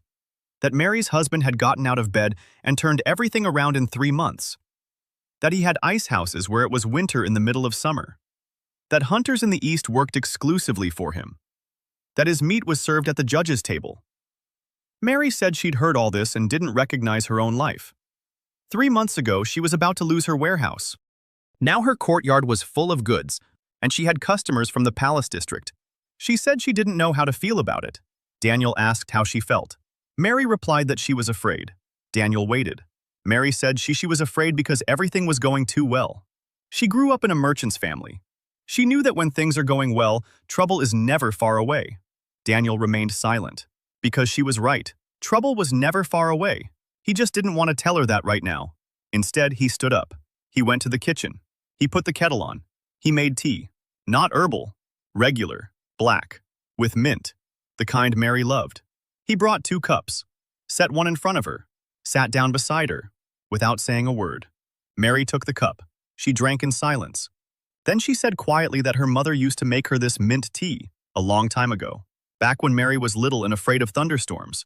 Daniel didn't reply. He didn't know that the Daniel she'd known before had never once made her tea. In 4 years. Not even once. They sat in silence and drank their tea. And that was the moment when Meriwether Ashton began to do more than just accept her new husband. She began to love him. All over again. For the first time. Truly. Not the timid boy she'd been married off to. But this quiet, calm man who brings her tea when she's afraid. In the morning, Daniel sat down to decipher the letters from the basement. He worked at night. Slowly. Letter by letter. In a month, he had deciphered 4 of the 12 letters. The picture was coming together. The old Daniel had discovered that the Butchers' Guild was collecting a tax from merchants for the crown, 2% of every transaction. But only half of it reached the treasury. The other half ended up in the hands of the guild's elders. 4 houses, the Wellcrosses, the Garners, the Tresks, and the Ports. 4 families who had been dividing the stolen taxes among themselves for 30 years. 2,000 gold pieces a year, 60,000 over 30 years. The former Daniel discovered this stream of money by accident. While helping Mary with the ledgers, which he did, after all, occasionally open, despite what Mary thought, he noticed that the tax amounts Hawthorne paid on behalf of the Ashthones didn't match what was listed on the guild's receipts. He began to dig. Quietly. At night. The 6th month. The first wagon bearing the Ashton mark arrived in the capital. Not at a shop in the lower market. To the main trading square. A wagon with a stretched awning bearing a mark. A shield with a crossed knife and scales. The Ashton mark. Daniel had drawn it himself. Hannah ordered an iron seal from the blacksmith. Every sack, every barrel, every bundle was branded with this seal. Standard. Grade A meat. Grade B meat. First cut hide. Second cut hide. Fresh liver. Salted liver. Every item is labeled. Every customer knows what they're getting. Not by eye. Not on trust. By the brand. Before the Ashtons, the entire hunting market in Remhold operated on trust and by feel. The merchant would feel the meat. Sniff it. Tasted it. Haggled. Every transaction was its own little show. After the Ashtons, a price list appeared. Meat A. 6 silver coins per pound. Meat B. 4. First cut hide. 8 per piece. And so on. The buyer doesn't haggle. The buyer chooses from a catalog. It seemed like a small thing, but it changed everything. Because standardization means predictability. All predictability means trust. And trust means money. A week after the brand appeared, a man from the Army Quartermaster's office came to see Daniel. A young officer. Polite. With a piece of paper. The Army needs boots. 3,000 pairs by winter. Werewolf leather is best suited. Durable. Water-resistant. Flexible. But the Army can't find enough leather of consistent quality. With the middlemen, every hide is different. Different sizes, different thicknesses, different tanning methods. It's impossible to make standard boots from non-standard leather. And that's where a trading house with a hallmark and categories comes in. First cut hides. Uniform thickness. Uniform tanning method. Uniform quality of the split. The officer asked if Daniel could supply 500 first-cut hides in 3 months. Daniel asked for a day to run the numbers. The officer agreed. Daniel sat down at the table with Hannah. They calculated for 3 hours. 500 hides. That's about 250 werewolves. In 3 months. 83 carcasses a month. 20 a week. Currently, about 15 carcasses a week were coming in through the network from 5 villages. We need 5 more. We need to increase the harvest by a third. This is possible if we bring in 3 more villages and expand the cooperatives in the existing ones. But that means more equipment, more supply trains, more ice ships, more people. He sent Abby a letter. He asked how many more villages along the eastern road were ready to work. Abby replied 4 days later. 3 villages, Talwood, Stonehaven, and Craiglock. All 3 have been asking to join since spring. The hunters are waiting. Daniel did the math. Supplies for 3 villages, 300 silver, 3 intermediate glaciers, 90. Hiring 2 more carters, 30 for the first month. Total, 420 silver. He had 300 in reserve. He needed another 120. He went to see Aldrich. He explained the situation. An army contract, 500 hides, big money. But he needed an investment to expand. Aldrich listened. Then he asked how much the army contract was worth. Daniel answered, 500 hides at 8 silver each, 4,000 silver. Aldrich was silent for 10 seconds. Then he said he'd give 200, not 120, 200. Let the extra 80 go toward the 4th glacier. Because Aldrich calculates and sees that the glaciers are the key. Meat that doesn't spoil can be sold whenever you want, not just when you have to. Daniel accepted. 200 silver pieces. Aldrich signed the paper. Hannah certified it. His relationship with Aldrich was changing. From the brazen brother-in-law who'd come to seize the warehouse, he was turning into a business partner. Not a friend, a partner. A man who sees a profit and goes after it. That suited Daniel just fine. A partner with his own interests is more predictable than a friend. He returned to the quartermaster's officer. He signed the contract. 500 first-cut hides over 3 months. Delivered in batches of 50 every 2 weeks. Payment upon delivery. The price was 8 silver pieces per hide. 4,000 silver pieces. This was the Ashtons' first contract with the crown. Not through the guild, but directly. When Daniel placed the signed contract on the table in front of Mary, she read it twice. Then she looked up. Her eyes were wet. She said that her father had dreamed his whole life of a royal contract. He died before it came to pass. Daniel replied that this was only the beginning. News of the contract spread quickly. Within 3 days, the entire lower market knew. The Ashtons were supplying leather for army boots. For the army. For the crown. It was a blow to the guild. Not a legal one, a reputational one. For 30 years, the 4 major trading houses had supplied the army through their own channels. Now a small trading house, not even a year old, had snatched the contract. Not because it was cheaper, because it was better. Standard hides of uniform quality, stamped and graded. Exactly what the army had wanted for years, but couldn't get from the guild. Silas Wellcross found out that very same day. Hawthorne reported that the old man took the news in silence. He didn't shout. He didn't curse. He just sat at the table and stared out the window for a long time. Then he summoned his sons, both of them, Garrett and the younger Thomas. What they talked about is unknown. But after the conversation, Garrett left town. He headed east toward the villages. Hawthorne suspected that Garrett had gone to poach hunters to offer them more than Daniel was paying. Daniel smiled when he heard this. Let him try. The Wellcrosses can offer more money. But they can't offer equipment in exchange for a share. They can't offer a full split. They can't offer glaciers along the route. They can't offer a brand and a standard. They can't offer respect. A poacher comes along and says, sell it to me cheaper. Daniel comes along and says, let's work together. The difference isn't in the money. The difference is in the attitude. The hunters can sense that. A week later, Garrett returned. Hawthorne said he was angry.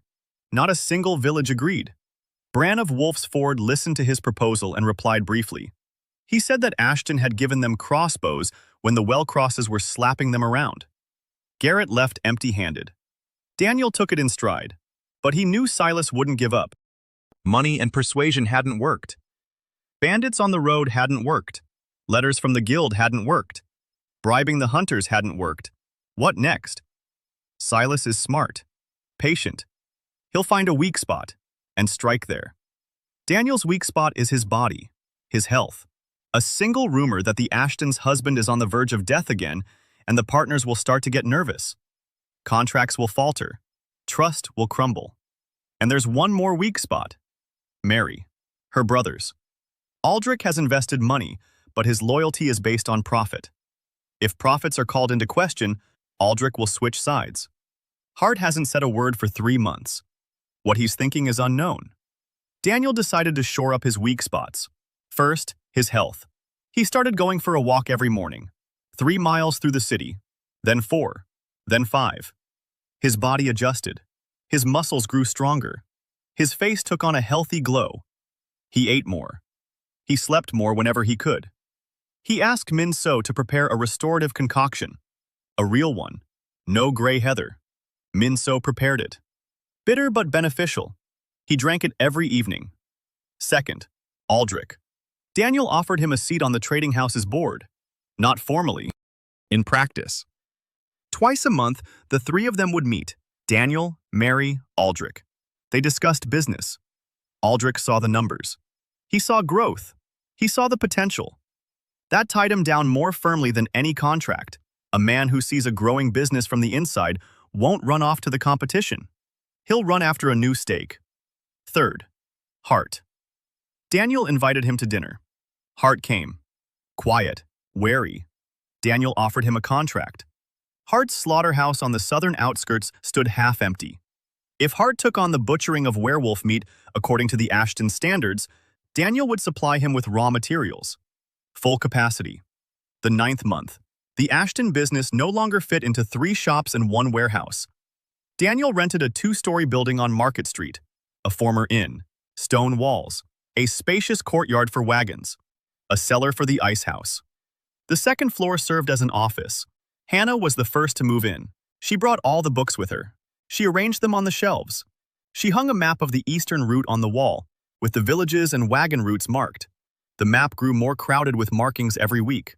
8 villages, 12 cooperatives, 4 intermediate ice houses, 2 main routes and 3 alternate ones, 9 carters, 11 regular customers in the capital, an army contract for hides, a contract with the magistrate's kitchen for moon deer meat, a contract with the tanner Barnett, a contract with bowmaker Graham, a contract with the sausage maker, a contract with Min So's apothecary shop, a contract with 3 alchemists for bones and reagents, and 4 more minor contracts that Hannah had secured herself while Daniel was traveling east. She had learned, not just how to keep the books, but how to negotiate. Numbers were her weapon. She would approach a buyer with a notebook detailing quantities, deadlines, prices, and terms. The buyer didn't see a girl from a poor family, but a business person with documentation. And they agreed. Because dealing with Hannah was convenient, predictable, reliable. Yujin So expanded her salt shipments to 30 sacks a week. Her market stall had grown into a full-fledged office with 2 assistants. The contract was still in her name, not her father's. Her father had arrived in Remhold a month ago. He saw the office. He saw the turnover. He tried to interfere. Yujin shut the door in his face. Literally. She told him it was her business, and that he'd lost the right to have an opinion when he sold her caravan to pay off a gambling debt. Her father left. Yujin didn't cry. She just went back behind the counter and kept working. But that evening, she went to see Daniel. They sat in the office on the 2nd floor. Yujin silently sipped her tea. Then she said one sentence. She said she was grateful for the contract. Daniel replied that the contract wasn't a favor but business. Yujin smiled wryly. She said she knew that, but she was grateful all the same, because he was the first person who signed a contract in her name without asking where her father or husband was. Min So was working at full capacity. 12 types of potions, extracts, ointments, tinctures. Her shop on the outskirts of the artisan quarter had become too cramped. Daniel suggested she move closer to Market Street. He found a space. He paid the rent for the first quarter. Min So refused to let him pay. She said she would pay for it herself, from her share of the potions. Daniel didn't insist. She's proud. So be it. Minso moved. The new shop was bright and spacious. On the shelves stood vials bearing a new hallmark, a shield with a crossed knife and scales, the Ashton mark, on the potions. Minso had asked for it herself. She said the mark was a sign of quality. When a customer sees it, they know there's genuine merchandise inside, not just tinted water. Abby came to the capital once every 2 weeks. She brought reports, verbal ones. She didn't like to write, but she learned to count. Daniel gave her a simple system, sticks and notches on wooden tags. Each tag represented one carcass. Notches on the tag marked the quantities, how much meat, how many hides, how many glands. Abby collected the tags from all 8 villages and brought them to Hannah. Hannah converted the notches into numbers. The numbers went into the ledgers. The ledgers painted a picture. Abby had changed over the past 6 months, not on the outside, on the inside. She still wore leather pants with a knife on her belt, but she spoke differently, more confidently, more quietly, without unnecessary boldness. She knew her worth, not because anyone had told her, because she saw the numbers. 12 cooperatives were operating according to her standards. Not a single piece of metal had been lost in 3 months. Not a single convoy had returned with damaged goods. That was her work, her system. Hank had come by too, once. Daniel sat with him in the office for 2 hours. The old hunter was drawing a map of the wildlands from memory. Roads, trails, animal paths, watering holes, places where the beasts gathered before migrating. Daniel listened and took notes. That map was worth more than the entire warehouse on Leather Street. Because it was knowledge. Knowledge that no one in the capital possessed. Not the guild, not the crown, not the army. Hank knew the wildlands like the back of his hand. And now that knowledge lay on Daniel's desk. When Hank left, Daniel gave him a bundle. Inside were oats, made of bone-breaker hide, soft soles, specially made for people with sore. Daniel had ordered them from the leatherworker Barnett, based on the measurements Abby had secretly taken from her father. Hank unwrapped the bundle. He looked at the boots, then at Daniel. He said nothing, but his hands trembled as he put them on. Daniel Ashton's former physician, the very one who prescribed the morning decoction with gray heather. Daniel found him, a doctor named Grower. He had a practice on Pharmacy Street. Daniel didn't go to see him himself. He sent Min So. She went as a colleague, one pharmacist to another. She asked about a recipe for a decoction to treat the lungs. She mentioned the ingredients, mint, chamomile, and dandelion root. Grover confirmed it was his recipe, Stan Dart. Min So asked if gray heather was included in the ingredients. Grower was surprised. He said no. He never uses gray heather. It's a dangerous plant. Min So thanked him and left. So gray heather wasn't added according to the recipe. Someone else had added it, Gladys, or whoever had given her the herbs. Daniel decided to take action, quietly. He asked Hannah to follow Gladys on her day off. Hannah did. A year, 12 months since that morning when Daniel Crow opened his eyes in a stranger's body. He stood by the office window and looked out at the courtyard. 3 carts were being loaded simultaneously. The carters worked in perfect unison. Barrels bearing the company's stamp were lined up in rows. Grade A meat on the first cart, hides on the second, alchemical raw materials on the third. Hannah stood in the courtyard with a notebook, checking off each item. Her voice was steady and commanding. Over the course of a year, she had grown from a quiet freeloader into the operations manager. Daniel trusted her completely. Her books were impeccable. Every silver coin was accounted for. Every barrel was recorded. Every route was scheduled by the day. Mary stood next to him by the window. She rarely came to the office. She had her own stalls, 3 in the lower market, plus a new 4th one in the crafts district. She managed them herself, calmly, without fuss, without fear.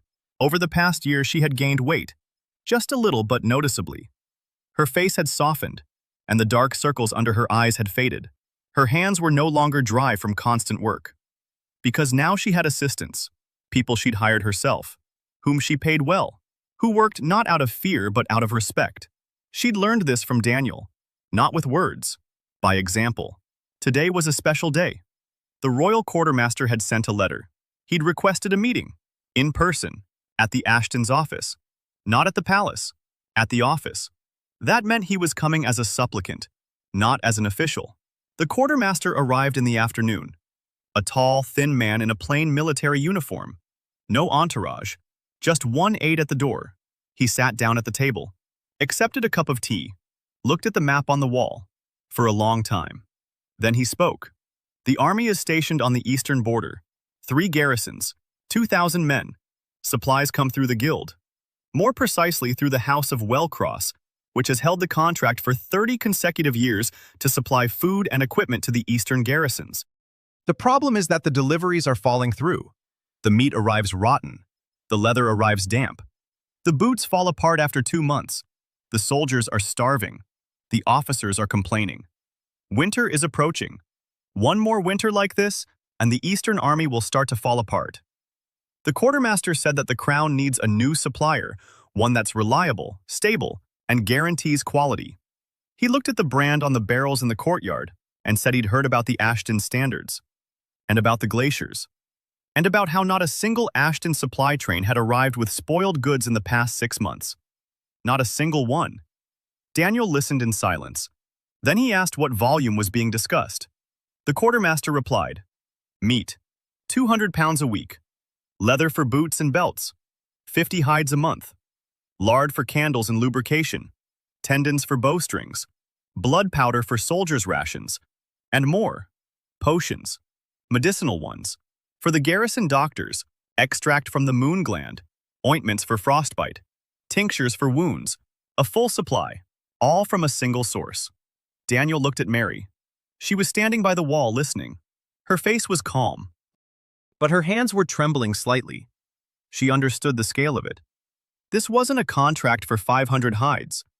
This was a full supply for the Eastern Army. That meant thousands of silver coins a month. It meant reaching a level from which there was no going back to the 3 stalls in the lower market. Daniel asked for 3 days to work out the figures. The quartermaster nodded. He stood up. At the door, he turned around and said one thing. He said that the House of Wellcross would not be pleased, and that the crown could not guarantee protection from the guild. But it could guarantee that the contract would be fulfilled and paid for. Daniel replied that he would provide protection from the guild himself. They counted down the 3 days. Daniel, Hannah, Cassandra, and Mary. The 4 of them sat at a table piled high with books and maps. Cassandra proved to be indispensable. She knew the Wellcross system inside and out. She knew where their weak spots were. She knew why their shipments were falling through. Too many middlemen. No standards. No cold storage. The same problems Daniel had seen on his first day when he opened the Ashton ledgers. Only on the scale of the entire guild. The calculations showed that the Ashtons could fulfill the contract, but only just. They needed 5 more villages, 3 more glaciers, 4 more carters, and they needed someone in the east to coordinate everything on the ground. Not from the capital, from the field headquarters. "Abby," Daniel wrote to her. A long letter, his first long one. He explained the situation, the army contract, its scale, and what was required of her. Not just an inspector, the manager of the eastern operation, her own ice mine at Wolf's Ford, her own staff, 2 assistants, the authority to make decisions on the spot without consulting Remhold, a salary of 20 silver coins a week. Abby replied 3 days later, in one word, agreed, and a PS. She asked him to send more paper for tags. The old ones were all used up. Daniel signed a contract with the quartermaster, 4,000 silver coins a month. Full supplies for the 3 eastern garrisons, deliveries to begin in 6 weeks. When the news reached Silas Wellcross, what Daniel had expected happened. Silence. For a week. Then Hawthorne reported. Silas summoned the heads of all 4 houses of the guild. The Wellcrosses, the Garners, the Tresks, the Ports. A closed-door meeting. 4 hours. What they discussed is unknown. But after the meeting, a messenger arrived at the Ashtons' home with an official invitation. The Butchers and Tanners Guild invites Daniel Ashton to a meeting of the Grand Council to discuss the terms of the Ashton House's admission to the guild. Hannah read the invitation aloud. Then she looked at Daniel. He was silent. He was thinking. Joining the guild. Is this a trap or an acknowledgement? Or both?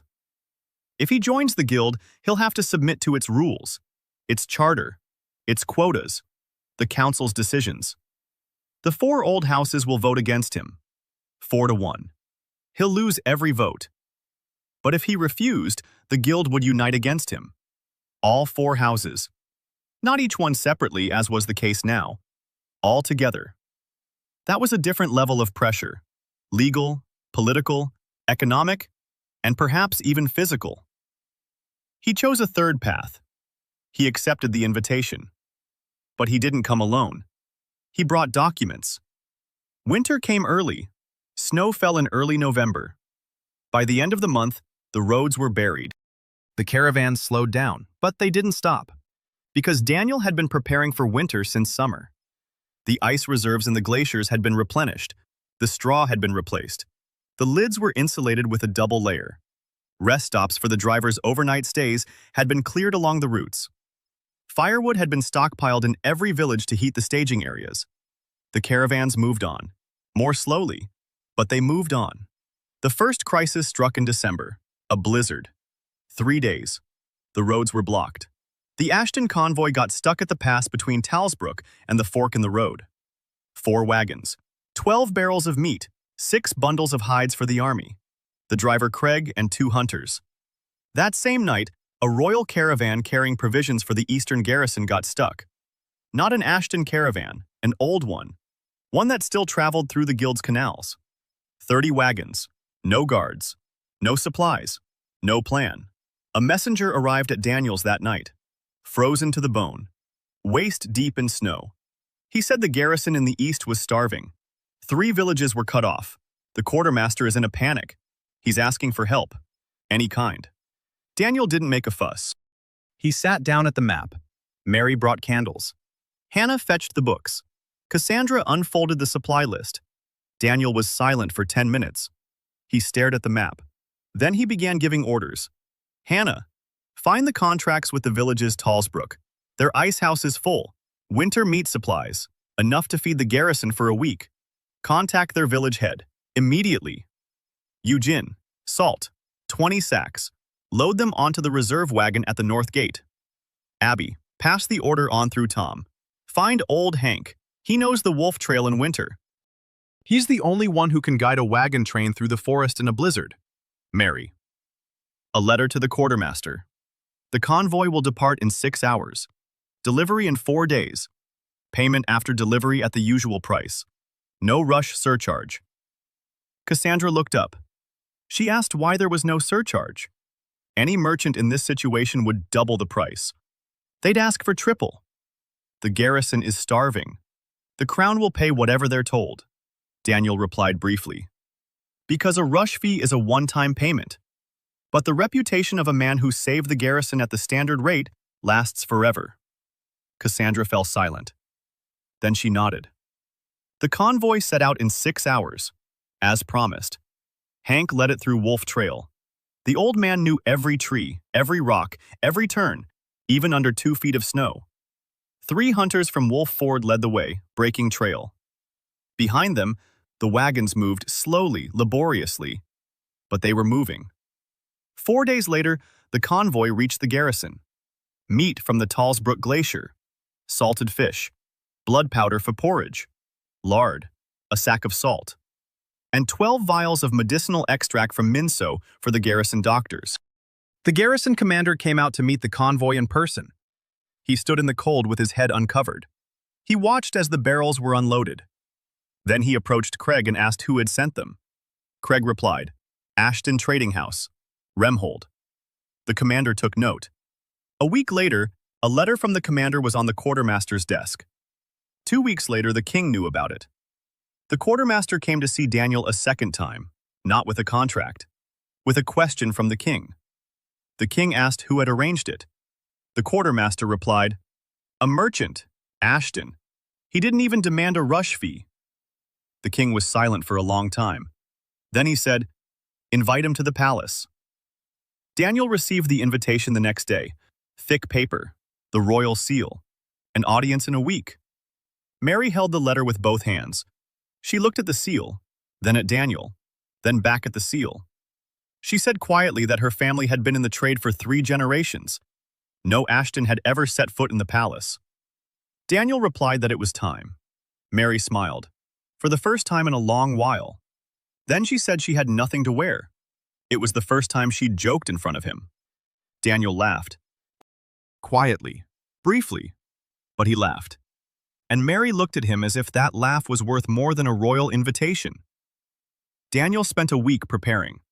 Not for the ceremony, for the conversation. He knew the king hadn't summoned him to express gratitude. Kings don't express gratitude. They use people. The question was exactly how. Daniel went to the palace alone, in simple, dark clothes. No brocade, no furs, no rings. He walked down a long corridor past portraits and tapestries, thinking about how, in his former life, he'd had to attend meetings with corporate executives. The palace wasn't much different. The same long corridors, the same portraits of founders, the same scent of power and old money. The king turned out to be a short man in his 50s, a graying beard, tired eyes, hands accustomed to a quill rather than a sword. He sat at a desk piled high with papers, not on a throne, at a desk. 1 year and 3 months. The war with House Wellcross had entered an open phase, though not the one Silas had expected. Daniel didn't attack. He didn't bribe. He didn't scheme. He simply stopped selling raw materials to the Wellcrosses. Quietly, without fanfare. No ultimatums. The Wellcrosses were buying meat and hides from middlemen in the lower market. But the middlemen were buying from hunters. And the hunters were now working for the Ashtons, all of them. 15 villages, 20 cooperatives. The entire eastern supply chain. The middlemen had nothing to sell. The shelves were emptying. The Wellcrosses didn't notice it the first week. By the second week, they grew concerned. By the third, they began looking for alternative suppliers. They found 2 small independent hunters who didn't work with the Ashtons. It was enough for 3 days of trade. By the 4th week, the Wellcrosses' warehouses were empty. The meat was gone. The hides were gone. The alchemical raw materials were gone. Their contracts were in jeopardy. Their customers were leaving. Their reputation was crumbling. The 5th week, the Garners and the Tresks from the guild came to the Ashtons for goods. Separately from the Wellcrosses, quietly, through the back door. Daniel sold to them, at the usual price. No strings attached, no schadenfreude, just business. The Garners and Tresks got the message. Ashton isn't the guild's enemy. Ashton is the enemy of those who stand in Ashton's way. Those who don't get in the way buy at the usual price and sleep soundly. Week 6. The Ports had joined forces with the Garners and the Tresks. 3 out of the guild's 4 houses were now buying raw materials through the Ashtons. The Wellcrosses were left on their own. Week 7. Silas Wellcross sent a messenger. He requested a meeting. In person. Daniel agreed. The meeting took place at the Ashtons' office, at the same table where the quartermaster had sat a month earlier.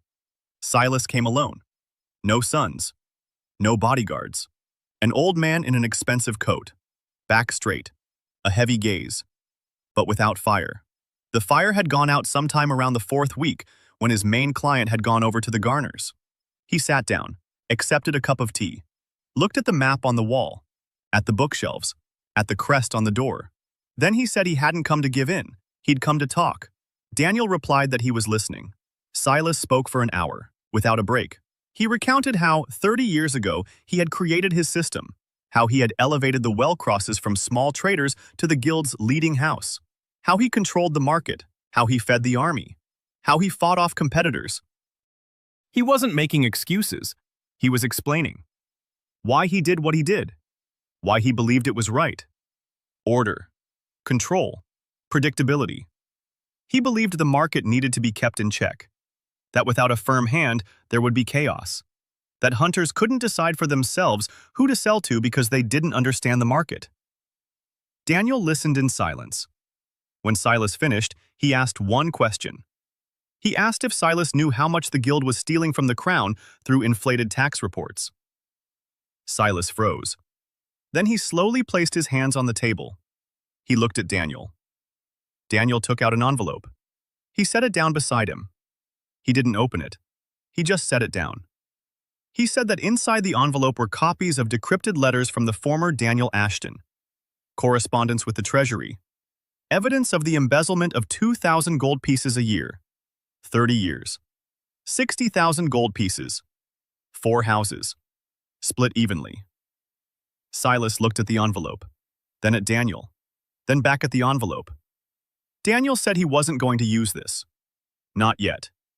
If the guild accepts the partnership terms he proposed at the Grand Council, the envelope will remain unopened. Forever. The past will remain in the past. But if any of the 4 houses tried once more to interfere with the Ashtons' work, the envelope would land on the king's desk. Personally, at the monthly briefing. Silas was silent for a long time. Then he said the phrase that Daniel would remember forever. He said he didn't approve of Daniel's methods, but he acknowledged that Daniel had built what Silas himself had been unable to build. And he asked that it be protected, because empires made of paper burn the fastest. Daniel replied that his empire wasn't made of paper. It was made of ice, of salt, of flesh, of people who get up every morning and do their jobs. And that doesn't burn. It can only be melted. And that takes time. Augusta's Ashton's enemies no longer have. Silas stood up. He held out his hand. Daniel shook it. The handshake was brief and firm, not friendly but businesslike. The peace treaty was signed 3 days later at a meeting of the Grand Council. All 4 houses. The Ashtons joined the guild as the 5th house, with the right to veto decisions on Eastern shipments, with a monopoly on logistics, with a fixed share of 5% of turnover. Hannah personally certified every page of the treaty, 26 pages, 214 clauses. She spent 3 nights writing them. Daniel edited. Cassandra proofread. Mary affixed the seal. After the signing, Silas approached Daniel. Quietly, off the record. He said one thing. He said that his daughter Cassandra had gone missing 4 months ago and that he knew where she was.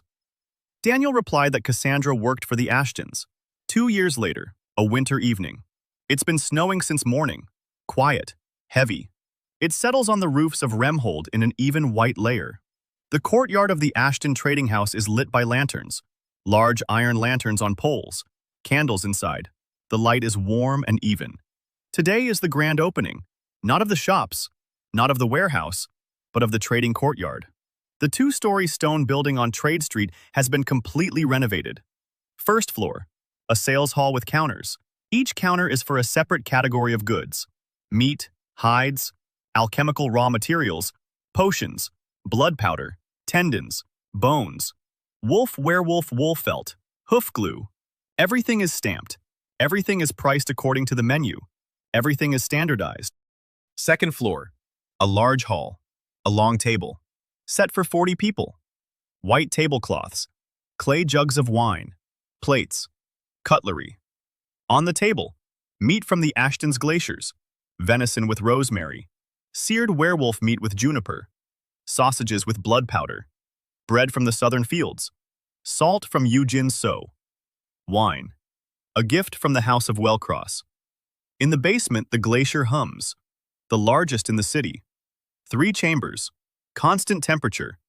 Meat can be stored there for months. People have been arriving since noon.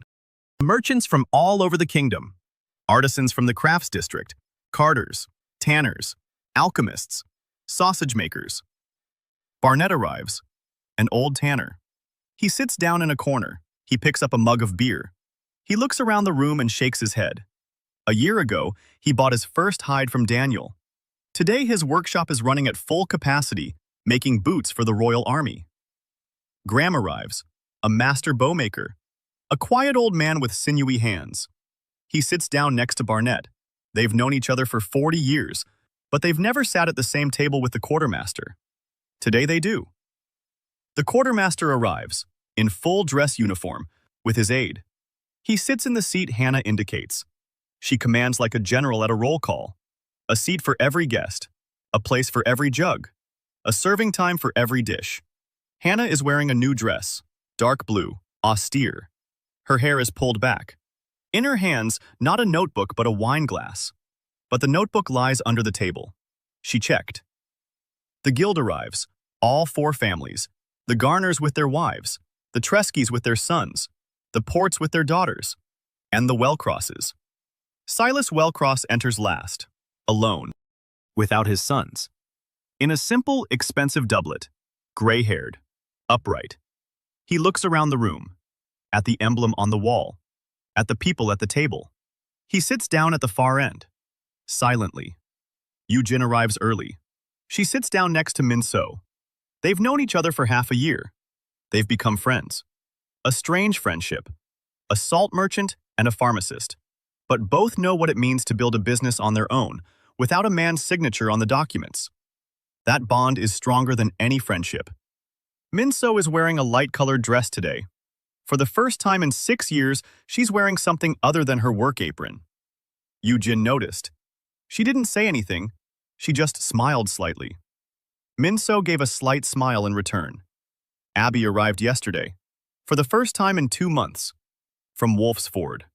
She's standing by the window, grumbling. She's wearing a dress, for the first time in her life. Hannah made her. Abby tugs at the hem and frowns.